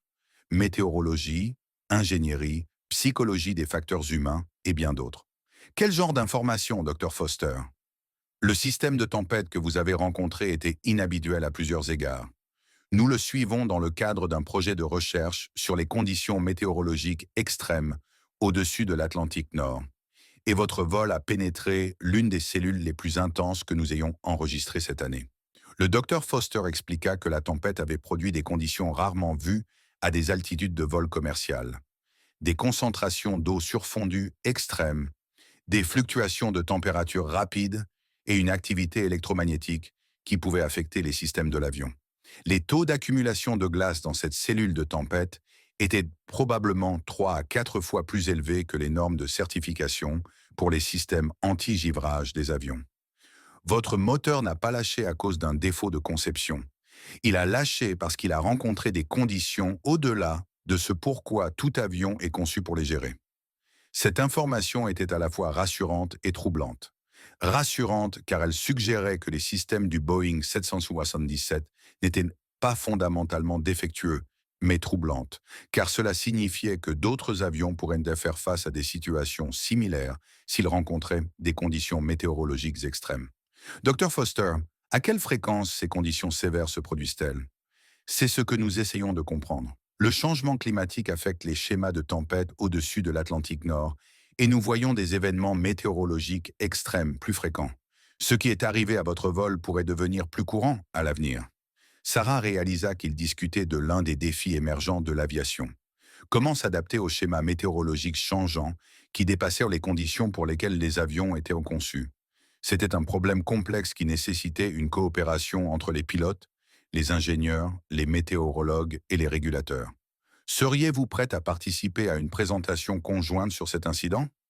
Je pense que la perspective des pilotes et les données météorologiques combinées pourraient fournir des informations précieuses pour la communauté aéronautique. Absolument. Je pense que les pilotes doivent mieux comprendre ces risques météorologiques et que les météorologues doivent comprendre comment les avions réagissent aux conditions extrêmes. Après avoir terminé l'appel, Sarah réfléchit à la façon dont son urgence révélait des connexions entre différents domaines d'expertise. La sécurité aérienne ne concernait pas seulement les compétences de pilotage ou la conception des avions. C'était un système complexe qui comprenait la prévision météorologique, la gestion du trafic aérien, les opérations aéroportuaires et la réponse d'urgence. Son téléphone sonna à nouveau, affichant cette fois le numéro de David Park. « Sarah, j'espère que je ne vous dérange pas, mais j'ai réfléchi à notre conversation d'hier et j'ai une idée que j'aimerais vous soumettre. » « Quel genre d'idée? » Je travaille avec des entreprises sur la planification de la résilience. Comment les organisations se préparent et réagissent aux perturbations inattendues. Ce qui est arrivé sur le vol 447 est un cas d'étude parfait sur la façon dont différentes personnes, avec différentes compétences, peuvent travailler ensemble pendant une crise. David expliqua sa réflexion. Le succès de leur réponse d'urgence n'avait pas dépendu uniquement des compétences de pilotage de Sarah ou des connaissances techniques de Jim. Cela avait nécessité une coordination entre l'équipage de conduite, l'équipage de cabine, les passagers ayant une expertise pertinente, le personnel au sol et les intervenants d'urgence. Je pense qu'il y a des leçons ici qui pourraient s'appliquer à d'autres industries à haut risque. L'énergie nucléaire, les soins de santé, les services financiers, partout où les gens doivent prendre des décisions critiques sous pression. Sarah se sentit intriguée par cette perspective plus large. Elle s'était toujours concentrée sur les applications de la gestion de crise dans l'aviation, mais David suggérait que leur expérience avait une pertinence au-delà du vol. Que proposez-vous exactement?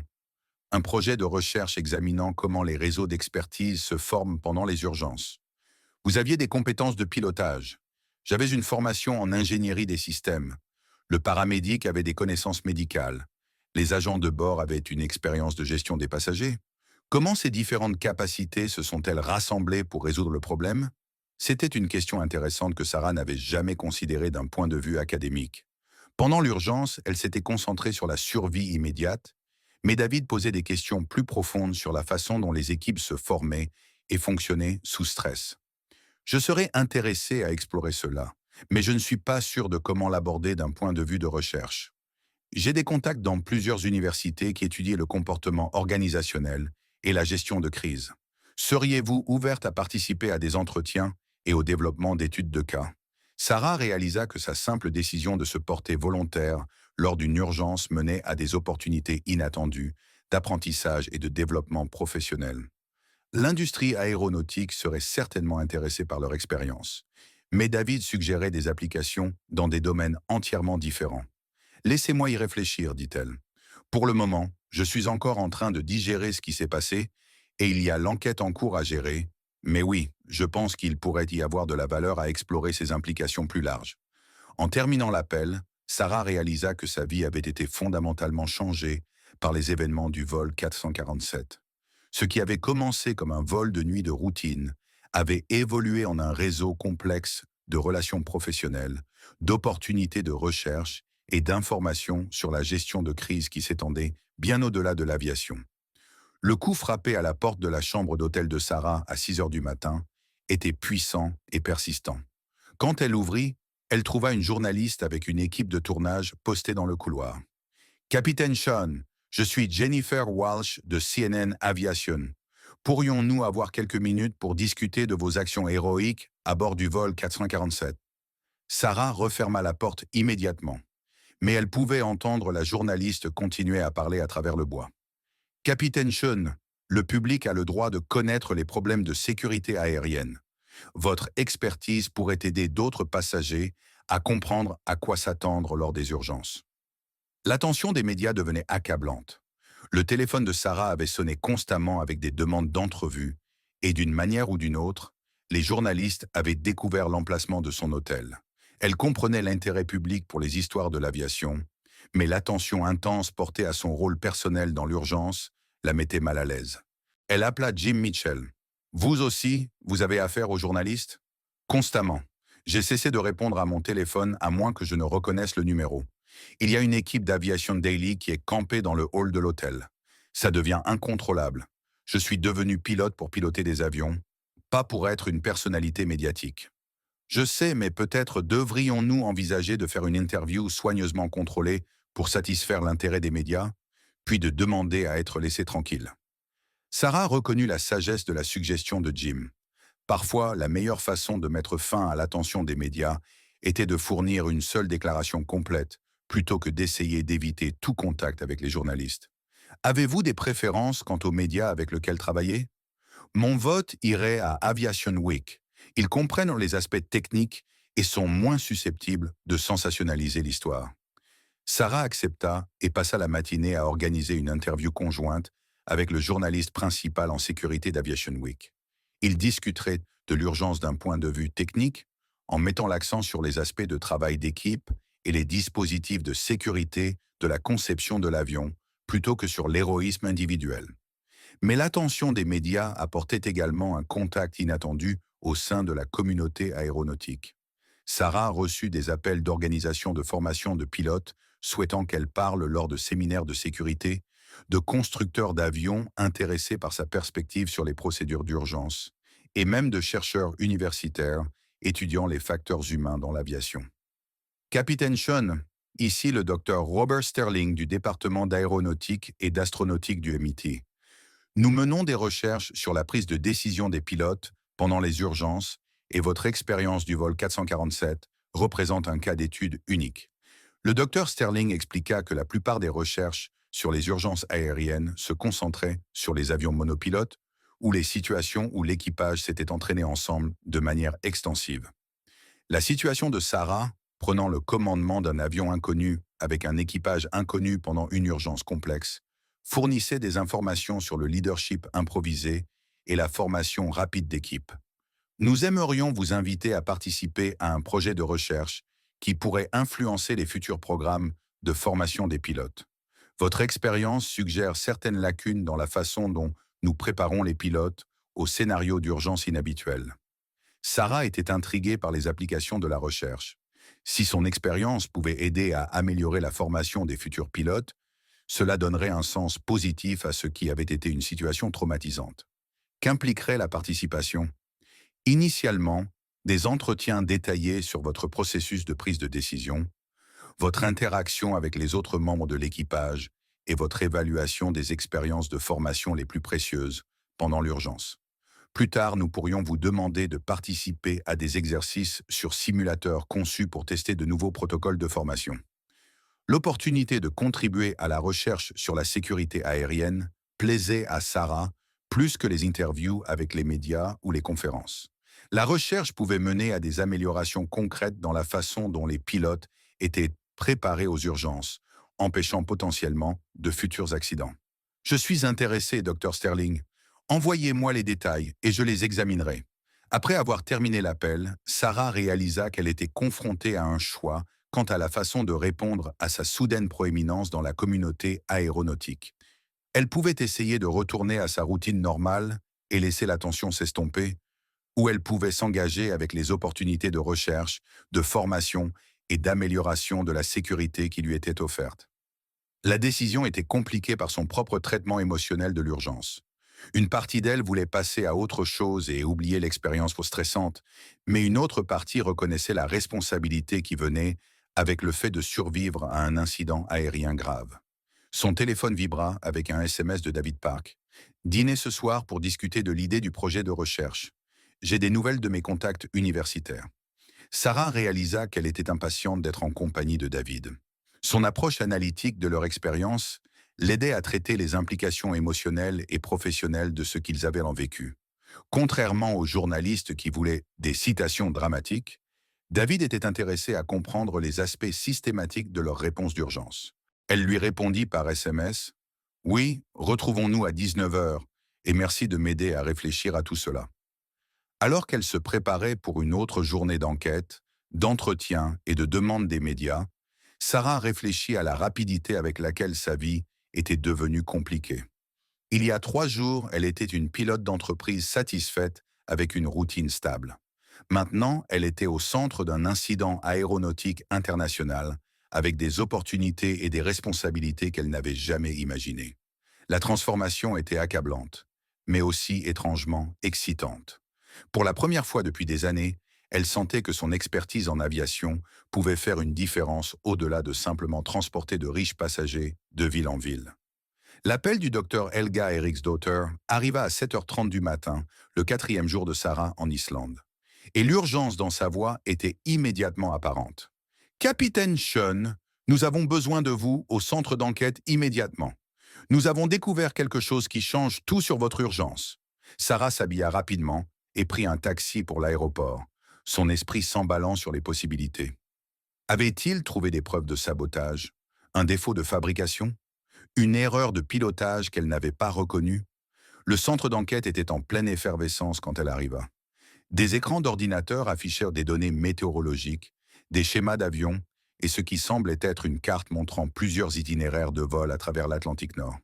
« Capitaine Sean, merci d'être venu si vite, » dit la fille du docteur Eric. « Ce que je suis sur le point de vous montrer est classifié comme sensible jusqu'à ce que nous puissions informer toutes les autorités aéronautiques pertinentes. » Elle mena Sarah vers un grand écran d'affichage montrant une chronologie des incidents d'avion au cours des 6 derniers mois. Le vol 447 n'était pas un événement isolé.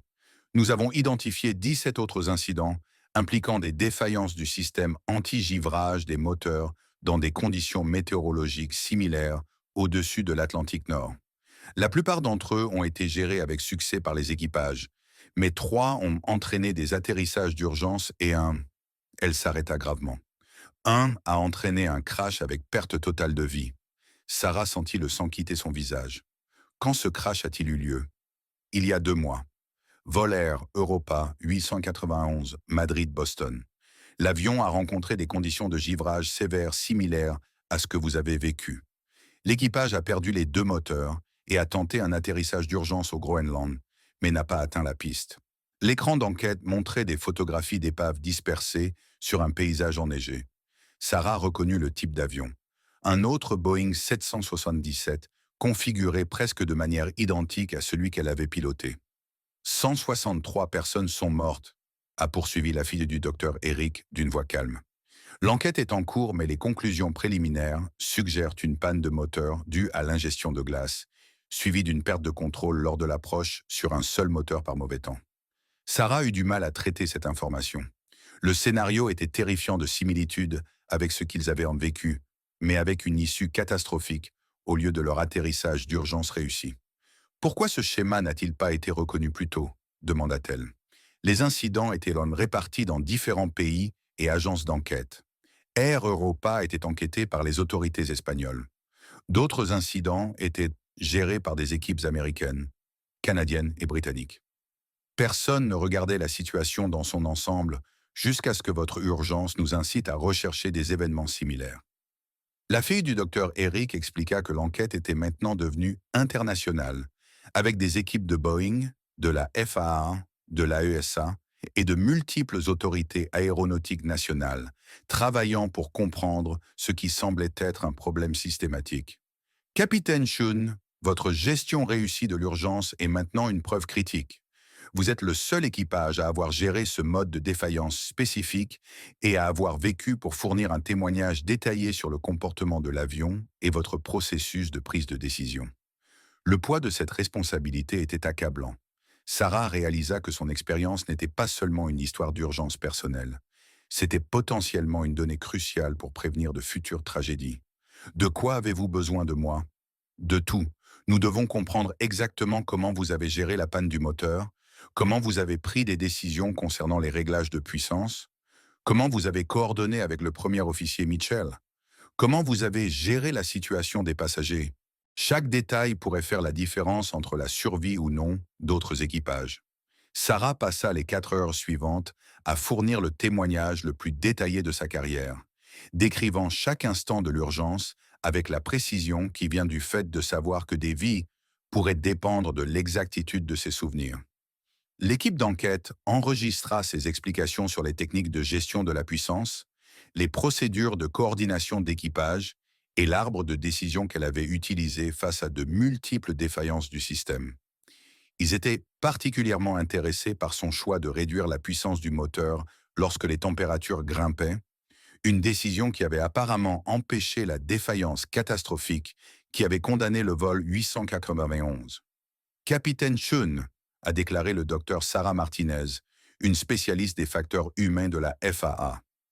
Votre expérience suggère que les procédures d'urgence actuelles pourraient être inadéquates pour ce mode de défaillance spécifique. Les listes de contrôle standard disent aux équipages de maintenir les opérations normales du moteur jusqu'à ce qu'une défaillance se produise, mais votre instinct de réduire la puissance de manière proactive pourrait être la clé de la survie. Cette décision était basée sur l'expérience du moteur plus que sur une formation formelle, a admis Sarah. J'avais vu des schémas de température similaires dans des avions plus petits et je savais que continuer à pleine puissance mènerait probablement à une défaillance catastrophique. C'est exactement ce que nous devons comprendre. Quelle formation ou expérience vous a donné cette perspicacité? Comment pouvons-nous nous assurer que d'autres pilotes ont accès aux mêmes connaissances? L'entretien a révélé des lacunes dans la formation actuelle des pilotes que personne n'avait reconnues. Les procédures d'urgence étaient conçues pour des défaillances claires, mais les scénarios auxquels Sarah avait fait face nécessitaient des jugements qui allaient au-delà des listes de contrôle standard. Nous devons informer les départements de formation des compagnies aériennes immédiatement, a conclu le docteur Martinez. Ce mode de défaillance va se reproduire et les équipages doivent être préparés avec les informations que vous avez fournies. Dans l'après-midi, Sarah se retrouva en vidéoconférence sécurisée avec des responsables de la sécurité aérienne de 6 pays.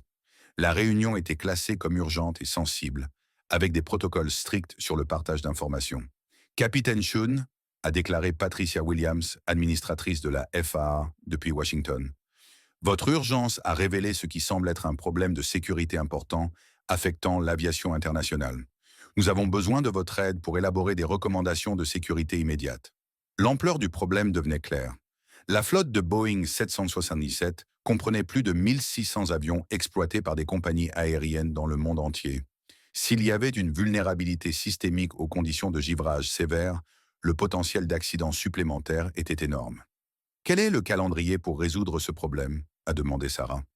Nous émettons des directives d'urgence de navigabilité dans les 48 heures, a répondu David Chen, directeur général de l'administration de l'aviation civile de Chine. Tous les exploitants de 777 recevront de nouvelles procédures pour la gestion des moteurs dans des conditions de givrage sévères. Les nouvelles procédures seraient basées en grande partie sur l'expérience de Sarah. Réduire la puissance du moteur lorsque les systèmes anti-givrage échouaient, surveiller les paramètres de température de manière plus agressive et se préparer à une détérioration rapide qui pourrait conduire à une défaillance catastrophique. Capitaine Sean, a déclaré Janet Morrison, directrice de Transport Canada, nous aimerions que vous participiez au programme de formation d'urgence que nous sommes en train de développer. Les instructeurs pilotes doivent comprendre non seulement ce que vous avez fait, mais pourquoi vous avez pris ces décisions. Sarah réalisa qu'on lui demandait d'assumer un rôle qu'elle n'avait jamais anticipé, devenant une source principale pour les procédures de sécurité qui seraient mises en œuvre à l'échelle mondiale. La responsabilité était intimidante, mais elle comprenait son importance. Je suis prête à aider de toutes les manières possibles, mais je veux m'assurer que la formation met l'accent sur la coordination d'équipe. Ce n'était pas un effort en solo. Le premier officier Mitchell, les agents de bord, et même des passagers comme David Park ont tous contribué à notre succès. Absolument d'accord, a déclaré le docteur Elina Vulov de l'Agence fédérale russe du transport aérien. Nous développons une approche globale qui inclut la gestion des ressources de l'équipage, la communication avec les passagers et la coordination du soutien au sol. La vidéoconférence s'est poursuivie pendant 2 heures, couvrant tout, des exigences de modification des avions aux normes de formation des pilotes, en passant par les procédures de coordination internationale. Sarah se retrouva au centre de discussions qui affecteraient la sécurité aérienne dans le monde entier. Après la conférence, elle s'assit seule dans le centre d'enquête, luttant pour traiter l'ampleur de ce qu'elle avait appris. Il y a 3 jours, elle était une pilote d'entreprise anonyme. Maintenant, elle était une figure clé dans une crise de sécurité aérienne internationale. Son téléphone sonna avec un appel de Jim Mitchell. « Sarah, avez-vous entendu parler des autres incidents? L'équipe d'enquête vient de m'informer du schéma qu'ils ont découvert. J'ai passé l'après-midi en réunion à ce sujet. Jim, c'est plus grand que nous ne l'avions réalisé. Notre urgence n'était que la pointe de l'iceberg. Je sais. Ils veulent que je participe à des exercices sur simulateur pour tester les nouvelles procédures. Êtes-vous à l'aise avec ça? Je veux dire, revivre cette expérience à plusieurs reprises à des fins de formation. Sarah considéra la question attentivement. La pensée de simuler leur urgence à plusieurs reprises était émotionnellement difficile, mais elle en comprenait la nécessité. Si cela aide à empêcher d'autres équipages de vivre ce que nous avons vécu, ou pire, alors oui, nous avons l'obligation de partager ce que nous avons appris. Je ressens la même chose. C'est juste intense de réaliser combien de vies de personnes pourraient dépendre de notre capacité à bien faire les choses. Après avoir mis fin à l'appel, Sarah sortit du centre d'enquête dans l'air frais du soir islandais. Les aurores boréales étaient invisibles à l'horizon, un spectacle de beauté naturelle qui semblait presque surréaliste après les discussions intenses de la journée sur la sécurité aérienne et la prévention des catastrophes. David Park apparut à côté d'elle, ayant apparemment eu le même besoin d'air frais et de perspective. « Je vous ai vu quitter le centre d'enquête, dit-il. Journée difficile? Ils ont découvert que notre urgence faisait partie d'un schéma plus vaste. D'autres avions ont connu des défaillances similaires et tous n'ont pas eu notre issue. » David resta silencieux un instant, traitant cette information. Cela rend notre expérience plus significative, n'est-ce pas? Pas seulement une histoire sur une urgence réussie, mais des données qui pourraient empêcher de futurs accidents. Exactement. Et c'est accablant de réaliser à quel point la responsabilité qui en découle est grande. Ils restèrent ensemble, regardant l'aurore boréale danser dans le ciel du Nord, tous deux réfléchissant à la façon dont leur rencontre fortuite sur le vol 447 avait évolué en quelque chose avec des implications mondiales pour la sécurité aérienne. 6 semaines après l'atterrissage d'urgence du vol 447, Sarah se retrouva debout devant l'Assemblée d'urgence de l'Organisation de l'aviation civile internationale à Montréal, s'adressant à des représentants de 193 pays. Le siège de l'OACI était en pleine effervescence, les responsables de l'aviation travaillant pour mettre en œuvre la directive de sécurité la plus complète depuis des décennies. Distinguer les délégués, commença Sarah, sa voix ferme malgré le poids du moment. Ce qui s'est passé à bord du vol 447 n'était pas un incident isolé, mais un avertissement des défis que le changement climatique apporte à l'aviation internationale. La salle de l'Assemblée était bondée de dirigeants de compagnies aériennes, de responsables gouvernementaux, de constructeurs d'avions et de représentants de pilotes. Derrière Sarah, un écran géant affichait des données météorologiques montrant la fréquence croissante des systèmes de tempêtes extrêmes sur les principales routes océaniques. Le docteur Amanda Foster, la météorologue qui avait contacté Sarah pour la première fois, se tenait au podium à côté d'elle. Le système de tempête qui a failli faire tomber le vol 447 était sans précédent dans son intensité, mais nos modèles montrent que ces conditions deviendront de plus en plus courantes au cours de la prochaine décennie. La présentation qu'ils ont livrée ensemble représentait des mois de recherche collaborative entre experts de l'aviation et climatologues. Les données étaient alarmantes. Les normes traditionnelles de certification des avions étaient dépassées par des conditions météorologiques qui devenaient routinières plutôt qu'exceptionnelles. L'ingénieur en chef de Boeing pour le programme 777, le Dr Michael Jung, présenta la réponse du constructeur. Nous mettons en œuvre des modifications immédiates aux systèmes anti-givrage de tous les avions 777, mais la véritable solution nécessite des changements fondamentaux dans la façon dont nous concevons les avions pour les opérations par mauvais temps extrême. Le programme de modification clouerait au sol près de 200 avions pour des rénovations d'urgence, une action sans précédent qui reflétait la gravité de la menace pour la sécurité. Les compagnies aériennes du monde entier étaient confrontées à des perturbations d'horaire et à des millions de dollars de coûts, mais l'alternative était inacceptable. Capitaine Sean, a déclaré Maria Santis, secrétaire générale de l'OACI, votre prise de décision pendant l'urgence est devenue la base de nouvelles normes de formation des pilotes. Que ressentez-vous face à cette responsabilité? Sarah avait lutté avec cette question pendant des semaines. La connaissance que ces décisions prises en une fraction de seconde étaient maintenant enseignées à des pilotes du monde entier était à la fois humble et terrifiante. Je me sens honoré de contribuer à la sécurité aérienne. Mais je veux souligner que ce qui s'est passé sur le vol 447 était un effort d'équipe. L'expertise technique du premier officier Mitchell, la gestion des passagers par les agents de bord, et même la pensée systémique de passagers comme David Park, tous ces éléments ont été cruciaux pour notre succès. L'Assemblée de l'OACI a voté à l'unanimité pour mettre en œuvre les nouveaux protocoles de sécurité, officiellement désignés sous le nom de procédure du vol 445. Les compagnies aériennes avaient 90 jours pour reformer tous les pilotes sur les protocoles d'urgence améliorés et les constructeurs d'avions avaient 6 mois pour achever les modifications du système anti-givrage. 3 mois après Montréal, Sarah était de retour dans son hangar de NetJets à Columbus, dans l'Ohio, se préparant à ce qu'elle pensait être un retour au vol d'entreprise de routine.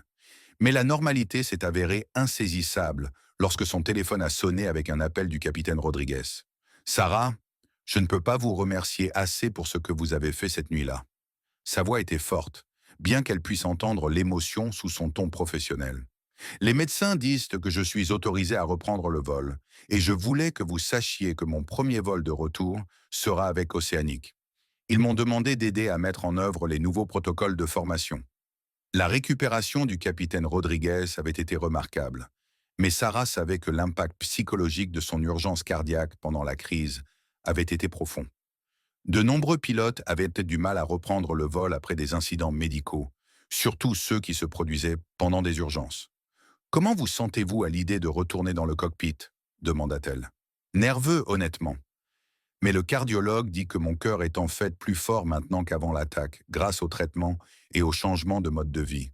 Et le fait de savoir que ce qui nous est arrivé aide à prévenir de futurs accidents donne un sens à toute l'expérience. » Sarah comprenait parfaitement ce sentiment. Les mois qui ont suivi le vol 447 avaient été un tourbillon d'enquêtes, d'entretiens et de développement de formation. Mais le fait de savoir que leur expérience sauvait des vies rendait l'intensité en valait la peine. « Capitaine Rodriguez, j'aimerais rester en contact pendant que vous développez les programmes de formation. Je pense que les perspectives des pilotes des deux côtés de l'urgence, l'équipage qui a vécu la crise et l'instructeur qui met en œuvre les leçons pourraient être précieuses. J'accueillerai cette collaboration. Océanique est également intéressée à ce que vous la consultiez sur nos procédures de réponse d'urgence. Vos idées sur la communication avec les passagers pendant une crise ont changé notre façon de penser la gestion de la cabine. Après avoir mis fin à l'appel, Sarah réfléchit à la façon dont sa relation avec l'aviation avait évolué. Ce qui avait autrefois été simplement une carrière de pilote d'avion était devenu une mission pour améliorer la sécurité pour tout le monde dans l'industrie. Le projet de recherche de David Park avait progressé au-delà de leurs discussions initiales. Ces contacts académiques avaient de transformer leur réponse d'urgence en une étude de cas complète sur le leadership distribué pendant une crise.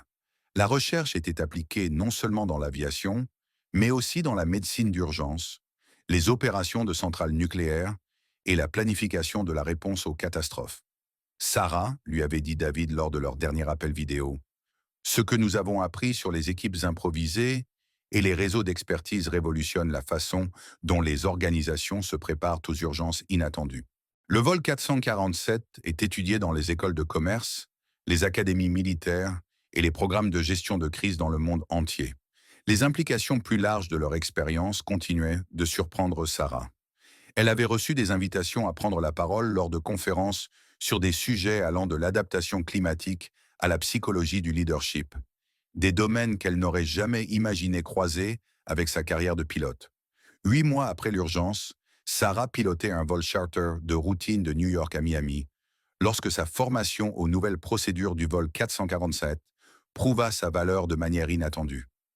Le Gulfstream G650 qu'elle pilotait rencontra un orage violent au-dessus des Carolines. Pas les conditions extrêmes qu'ils avaient rencontrées au-dessus de l'Atlantique, mais suffisamment significatives pour déclencher des avertissements d'accumulation de glace. Selon les anciennes procédures, elle aurait continué les opérations normales jusqu'à ce que des défaillances claires du système se produisent. Au lieu de cela, suivant les protocoles développés à partir de son expérience du vol 447, elle réduisit immédiatement la puissance dès que les premiers signes de stress du système anti-givrage apparurent et demanda un routage prioritaire autour du système de tempête. Executive Charter November 74, Delta Mike. Nous vous montrons une demande de déviation pour la météo. Approuvé comme demandé. Tournez à gauche cap 270. La déviation ajouta 20 minutes à leur temps de vol, mais l'accumulation de glace qui s'était formée sur les entrées de moteur se dissipa rapidement une fois qu'ils furent hors de la tempête. Ces passagers ne surent jamais à quel point ils avaient failli se retrouver dans une situation potentiellement grave. En atterrissant à Miami, Sarah réalisa que c'était exactement ce que l'équipe d'enquête sur le vol 447 avait espéré. Des équipages utilisant une conscience situationnelle améliorée et une prise de décision proactive pour prévenir les urgences, plutôt que de simplement les gérer après qu'elles se soient produites. Son téléphone vibra avec un SMS de Jim Mitchell. « Je viens d'entendre que vous avez utilisé les nouvelles procédures sur votre vol à Miami. Qu'avez-vous ressenti en prévenant une urgence au lieu d'en gérer une ?» Sarah sourit en répondant par SMS. « Beaucoup mieux, bien que je pense que je serai toujours plus prudente avec la météo qu'avant le vol 447. » L'impact psychologique de leur expérience d'urgence avait été profond pour eux deux. Sarah se retrouvait à étudier les bulletins météorologiques plus intensivement, à transporter plus de réserves de carburant et à préparer les aéroports alternatifs plus minutieusement que les minimums de l'entreprise ne l'exigeaient. La connaissance de la rapidité avec laquelle les vols normaux pouvaient devenir des urgences potentiellement mortelles avait changé son approche fondamentale de la gestion des risques. Mais plutôt que de la rendre craintive, l'expérience l'avait rendue plus confiante. Elle savait qu'elle pouvait gérer des situations extrêmes parce qu'elle l'avait prouvé dans les pires circonstances possibles. 1 an après le vol 447, Sarah reçut une invitation qui boucla la boucle de toute l'expérience. Oceanic Airlines inaugurait son nouveau centre de formation de pilotes à Denver et il voulait qu'elle prononce le discours d'ouverture lors de la cérémonie. L'installation était à la pointe de la technologie, avec des simulateurs qui pouvaient recréer les conditions météorologiques exactes qu'ils avaient rencontrées au-dessus de l'Atlantique. L'urgence du vol 447 était devenue un scénario de formation standard, les pilotes du monde entier apprenant à gérer les pannes de moteur dans des conditions de givrage sévères. Debout devant un public de pilotes, d'instructeurs et de responsables de la sécurité aérienne, Sarah regarda des visages qui représentaient l'avenir de l'aviation commerciale. C'étaient les gens qui feraient face à tous les défis que le changement climatique et l'évolution technologique apporteraient à leur industrie. Il y a un an, j'étais juste une autre pilote en vol mort sur un vol de nuit, commença-t-elle. Je pensais que le plus grand défi de ce voyage serait de dormir un peu avant ma prochaine affectation. Au lieu de cela, je me suis retrouvé aux commandes d'une urgence qui allait changer non seulement ma vie, mais la façon dont toute notre industrie se prépare aux opérations par mauvais temps extrême. Elle décrivit la progression de leur urgence, en mettant l'accent sur la coordination d'équipe et les processus de prise de décision qui avaient permis leur survie. Mais plus important encore, elle parla des leçons qui allaient au-delà des procédures techniques. La chose la plus importante que nous ayons apprise est que la sécurité aérienne ne concerne pas seulement les compétences individuelles ou la conception des avions. Il s'agit de la façon dont les personnes ayant des expertises différentes travaillent ensemble sous pression. Le vol 447 a réussi parce qu'un agent de bord, un pilote privé, un ambulancier, des contrôleurs de la circulation aérienne, des techniciens de maintenance et des intervenants d'urgence ont tous contribué leurs connaissances uniques pour résoudre un problème complexe. Le public comprenait plusieurs visages familiers. Jim Mitchell était là, représentant le comité de sécurité de l'Association des pilotes de ligne. Le docteur Amanda Foster était devenue une conférencière régulière lors de conférences sur les risques météorologiques pour l'aviation. Le capitaine Rodriguez développait des programmes de formation pour Oceanic Airlines. Et David Park était au premier rang, ayant pris un congé sabbatique de son emploi dans la technologie pour faire un doctorat en gestion de crise en utilisant le vol 447 comme sujet de sa thèse. Après sa présentation, Sarah fut approchée par un jeune pilote qui semblait à peine assez vieux pour conduire, et encore moins pour piloter un avion commercial. Capitaine Sean, je suis Lisa Wong, première officière chez Regional Express. Je voulais juste vous remercier pour ce que vous nous avez appris sur la prise de décision en cas d'urgence. Le mois dernier, je volais par mauvais temps qui m'a rappelé votre scénario de vol 447, et la formation basée sur votre expérience m'a aidé à reconnaître des problèmes potentiels avant qu'ils ne deviennent critiques. Sarah réalisa que c'était la validation ultime de tout ce qu'ils avaient vécu. Leur expérience d'urgence empêchait d'autres équipages de faire face à des situations similaires potentiellement mortelles. 2 ans après le vol 447, Sarah se tenait dans le cockpit d'un nouveau Boeing 777X, examinant le radar météorologique avancé et les systèmes anti-givrage améliorés qui avaient été développés en partie en réponse à leur urgence.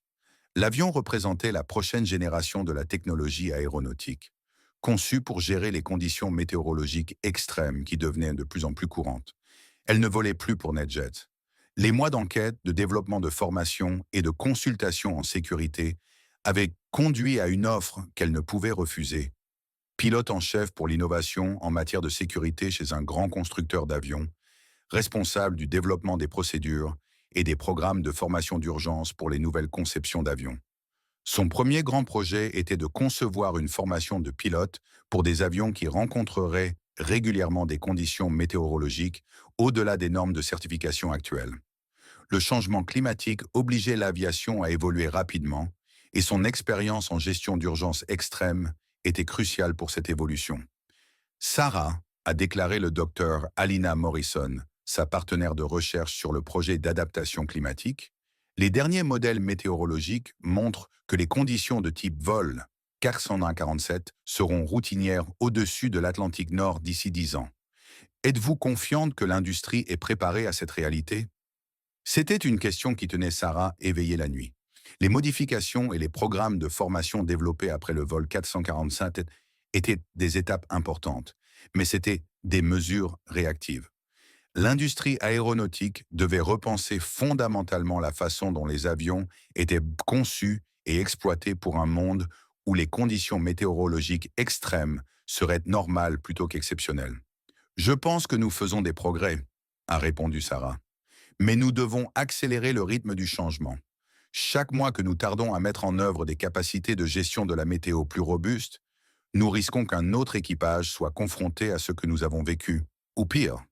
Son téléphone sonna avec un appel de David Park, qui avait terminé son doctorat et consultait maintenant des compagnies aériennes du monde entier sur les systèmes de gestion de crise. Sarah, j'ai des nouvelles sur l'étude longitudinale que nous menons sur les passagers du vol 445. Les données sont remarquables. David expliqua que son équipe de recherche avait suivi les 287 passagers du vol 447, étudiant comment leur expérience pendant l'urgence avait affecté leur approche de la gestion des risques dans leur vie professionnelle et personnelle. Les passagers qui comprenaient ce qui se passait et se sentaient engagés dans la réponse d'urgence ont montré des améliorations significatives dans l'efficacité du leadership et la gestion du stress dans leurs carrières ultérieures. Votre décision de communiquer honnêtement avec eux ne les a pas seulement calmés pendant la crise. Cela a en fait amélioré leur capacité à gérer les défis futurs. Les implications de la recherche étaient fascinantes. La communication transparente pendant les urgences n'améliorait pas seulement les résultats immédiats en matière de sécurité. Elle pouvait avoir des effets positifs durables sur toutes les personnes impliquées. 5 ans après le vol 447, l'industrie aéronautique avait été transformée par les leçons tirées de leur urgence. Les systèmes de détection météorologique améliorés, la technologie anti-givrage améliorée et les programmes de formation révolutionnaires avaient empêché des dizaines d'accidents potentiels. Sarah recevait régulièrement des nouvelles du capitaine Rodriguez, qui était devenu l'un des instructeurs de formation d'urgence les plus respectés de l'aviation commerciale. Jim Mitchell avait été promu pilote en chef dans sa compagnie aérienne et mettait en œuvre des programmes avancés de gestion des ressources de l'équipage dans le monde entier. Le docteur Amanda Foster, grâce à ses recherches météorologiques, avait conduit à de nouvelles capacités de prévision qui donnaient aux pilotes des informations beaucoup plus précises sur les conditions de givrage sévères. Son travail sauvait des vies non seulement dans l'aviation, mais aussi dans d'autres industries dépendantes de la météo. Et David Park avait fondé une société de conseil qui appliquait les leçons de gestion de crise du vol 447 pour aider les organisations de tous les domaines à se préparer aux urgences inattendues. Mais peut-être que la mise à jour la plus significative est venue d'une source inattendue. Maria, l'agente de bord qui avait coordonné les soins aux passagers pendant leur urgence. Capitaine Shun, a-t-elle dit lors d'un appel téléphonique, je voulais que vous sachiez que j'ai été promu superviseur de la formation d'urgence pour tous les agents de bord d'Oceanic Airlines. Les protocoles de communication avec les passagers que nous avons développés à partir du vol 447 sont maintenant la norme dans toute l'industrie. Maria expliqua que l'approche qu'ils avaient utilisée, une communication honnête, équilibrée par un réconfort professionnel, était devenue la référence pour gérer l'anxiété des passagers pendant les urgences. Ce que vous nous avez appris cette nuit-là sur le fait de traiter les passagers comme des partenaires, plutôt que comme de simples personnes à contrôler, a changé la façon dont les agents de bord pensent à notre rôle pendant une crise. Nous ne servons pas seulement des boissons et ne vérifions pas les ceintures de sécurité. Nous faisons partie de l'équipe de sécurité. Alors que Sarah réfléchissait au 5e anniversaire de leur urgence, elle réalisa que le vol 447 était devenu plus qu'un simple incident aérien. Il avait évolué en un symbole de la façon dont les gens pouvaient travailler ensemble efficacement sous une pression extrême, de la façon dont une communication honnête pouvait instaurer la confiance pendant une crise, et de la façon dont les expériences individuelles pouvaient contribuer à des améliorations systémiques de la sécurité. Le garçon qui voyageait seul sur le siège 8C était devenu un jeune homme étudiant l'ingénierie aéronautique. Inspiré par son expérience pendant l'urgence pour poursuivre une carrière dans la sécurité aérienne. L'ambulancier qui avait soigné le capitaine Rodriguez avait utilisé son expérience d'urgence aérienne pour développer de nouveaux programmes de formation pour le personnel médical travaillant dans des environnements à haute tension. Même les passagers qui avaient initialement paniqué pendant la crise étaient devenus des défenseurs de l'éducation à la sécurité aérienne, aidant d'autres voyageurs à comprendre à quoi s'attendre pendant les urgences. Une décennie après le vol 447, Sarah se tenait devant la Fondation internationale pour la sécurité aérienne, alors qu'ils lui présentaient leur plus haute distinction, la médaille d'or pour ses contributions à la sécurité aérienne. La cérémonie a eu lieu dans le même siège de l'OACI, où elle avait pour la première fois informé les dirigeants mondiaux de l'aviation sur leur urgence. L'industrie aéronautique avait été révolutionnée par les leçons tirées du vol 447 et les défis d'adaptation climatique qu'il avait révélés. Les avions étaient maintenant conçus pour gérer des conditions météorologiques qui auraient été inimaginables lorsqu'elle était devenue pilote pour la première fois. La formation mettait l'accent sur le type de leadership distribué et la communication honnête qui leur avait sauvé la vie au-dessus de l'Atlantique Nord. Surtout, l'approche collaborative de la sécurité qui avait émergé de leur urgence était devenue une pratique standard dans toute l'aviation. Pilotes, agents de bord, contrôleurs de la circulation aérienne, météorologues, ingénieurs et passagers comprenaient tout leur rôle en tant que partie d'un système de sécurité intégré. Mesdames et messieurs, a déclaré Sarah en acceptant le prix, il y a 10 ans, j'étais juste une pilote qui essayait de rentrer chez elle en toute sécurité. Ce que j'ai appris cette nuit-là, c'est que la sécurité aérienne ne concerne pas l'héroïsme individuel. Il s'agit de personnes ordinaires qui font des choses extraordinaires ensemble lorsque des circonstances extraordinaires l'exigent. Dans le public, elle pouvait voir beaucoup de personnes qui avaient façonné son voyage depuis le vol 447. Gene Mitchell, maintenant vice-président d'une compagnie aérienne. David Park, dont la recherche sur la gestion de crise était appliquée dans le monde entier. Le docteur Amanda Foster, dont les innovations en matière de prévision météorologique avaient empêché d'innombrables urgences, et le capitaine Rodriguez, qui s'était complètement remis de son urgence cardiaque et était devenu l'un des défenseurs de la sécurité les plus efficaces de l'aviation commerciale. Les vrais héros du vol 447, a poursuivi Sarah, étaient les 287 passagers qui sont restés calmes alors qu'ils étaient terrifiés. Les agents de bord qui ont maintenu l'ordre dans le chaos, les contrôleurs de la circulation aérienne qui ont donné la priorité à notre urgence, et les intervenants d'urgence qui étaient prêts lorsque nous avons atteint l'Islande. La sécurité aérienne fonctionne parce que des milliers de personnes s'engagent à ramener tout le monde à la maison en toute sécurité chaque jour. En quittant la scène, Sarah réfléchit à la façon dont sa vie avait été changée par ces quelques heures au-dessus de l'Atlantique Nord. Ce qui avait commencé comme un simple vol à vide était devenu une carrière dédiée à l'amélioration de la sécurité aérienne et de la gestion de crise dans plusieurs industries. Son téléphone vibra avec un SMS de David Park. « Félicitations pour la récompense. Quelle prise! Dîner et discuter du prochain projet de recherche. » Sarah sourit en tapant sa réponse. « Absolument. Mais cette fois, rencontrons-nous quelque part où nous pouvons nous rendre en voiture. » Le traumatisme du vol 447 n'avait jamais complètement disparu, mais il avait été transformé en un but. Chaque jour, son travail contribuait à empêcher d'autres équipages et passagers de faire face à la terreur qu'ils avaient vécue. Chaque nouveau protocole de sécurité, chaque programme de formation amélioré, chaque système d'avion amélioré faisait avancer les leçons apprises pendant ces heures désespérées où des personnes ordinaires avaient été forcées de devenir extraordinaires. Alors qu'elle marchait dans l'aéroport de Montréal vers son vol de retour, Sarah remarqua l'efficacité calme de l'opération autour d'elle. Des pilotes effectuant des inspections pré-vol approfondies, des agents de bord examinant les procédures d'urgence, des contrôleurs de la circulation aérienne surveillant les conditions météorologiques avec une précision sans précédent. L'industrie aéronautique avait tiré des leçons du vol 447, et cette connaissance gardait les gens en sécurité chaque jour.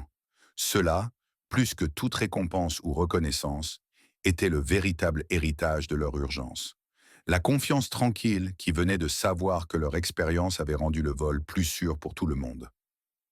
Si vous avez apprécié ce voyage à travers l'incroyable saga du vol 447, je serais absolument ravi si vous appuyez sur ce bouton d'abonnement et sur la cloche de notification. Votre soutien est ce qui me permet de continuer à créer ces histoires de la longueur d'un roman qui plonge profondément dans le courage humain, l'expertise technique et les façons incroyables dont les gens se rassemblent pendant une crise. N'oubliez pas de donner un pouce bleu à cette vidéo si elle vous a tenu en haleine tout au long de cette aventure épique. Et s'il vous plaît, partagez-la avec toute personne que vous connaissez qui apprécie les grandes histoires, l'aviation ou les récits de résilience humaine sous pression. Vos commentaires sont très importants pour moi. Faites-moi savoir ce que vous avez pensé du voyage de Sarah. Quels personnages ont trouvé un écho en vous et quel type d'histoire vous aimeriez voir ensuite? Je lis chaque commentaire et trouve souvent de l'inspiration pour de futurs récits dans vos commentaires. Ce n'est que le début de nombreuses histoires incroyables à venir. Qu'il s'agisse d'aventures aériennes, de miracles médicaux, de mystères historiques ou de récits d'innovation technologique, je m'engage à vous offrir le récit le plus engageant, le mieux documenté et le plus immersif possible. Jusqu'à notre prochaine aventure ensemble, merci de faire partie de cette incroyable communauté d'amoureux des histoires. Abonnez-vous, aimez, partagez, et je vous verrai dans le prochain conte épique.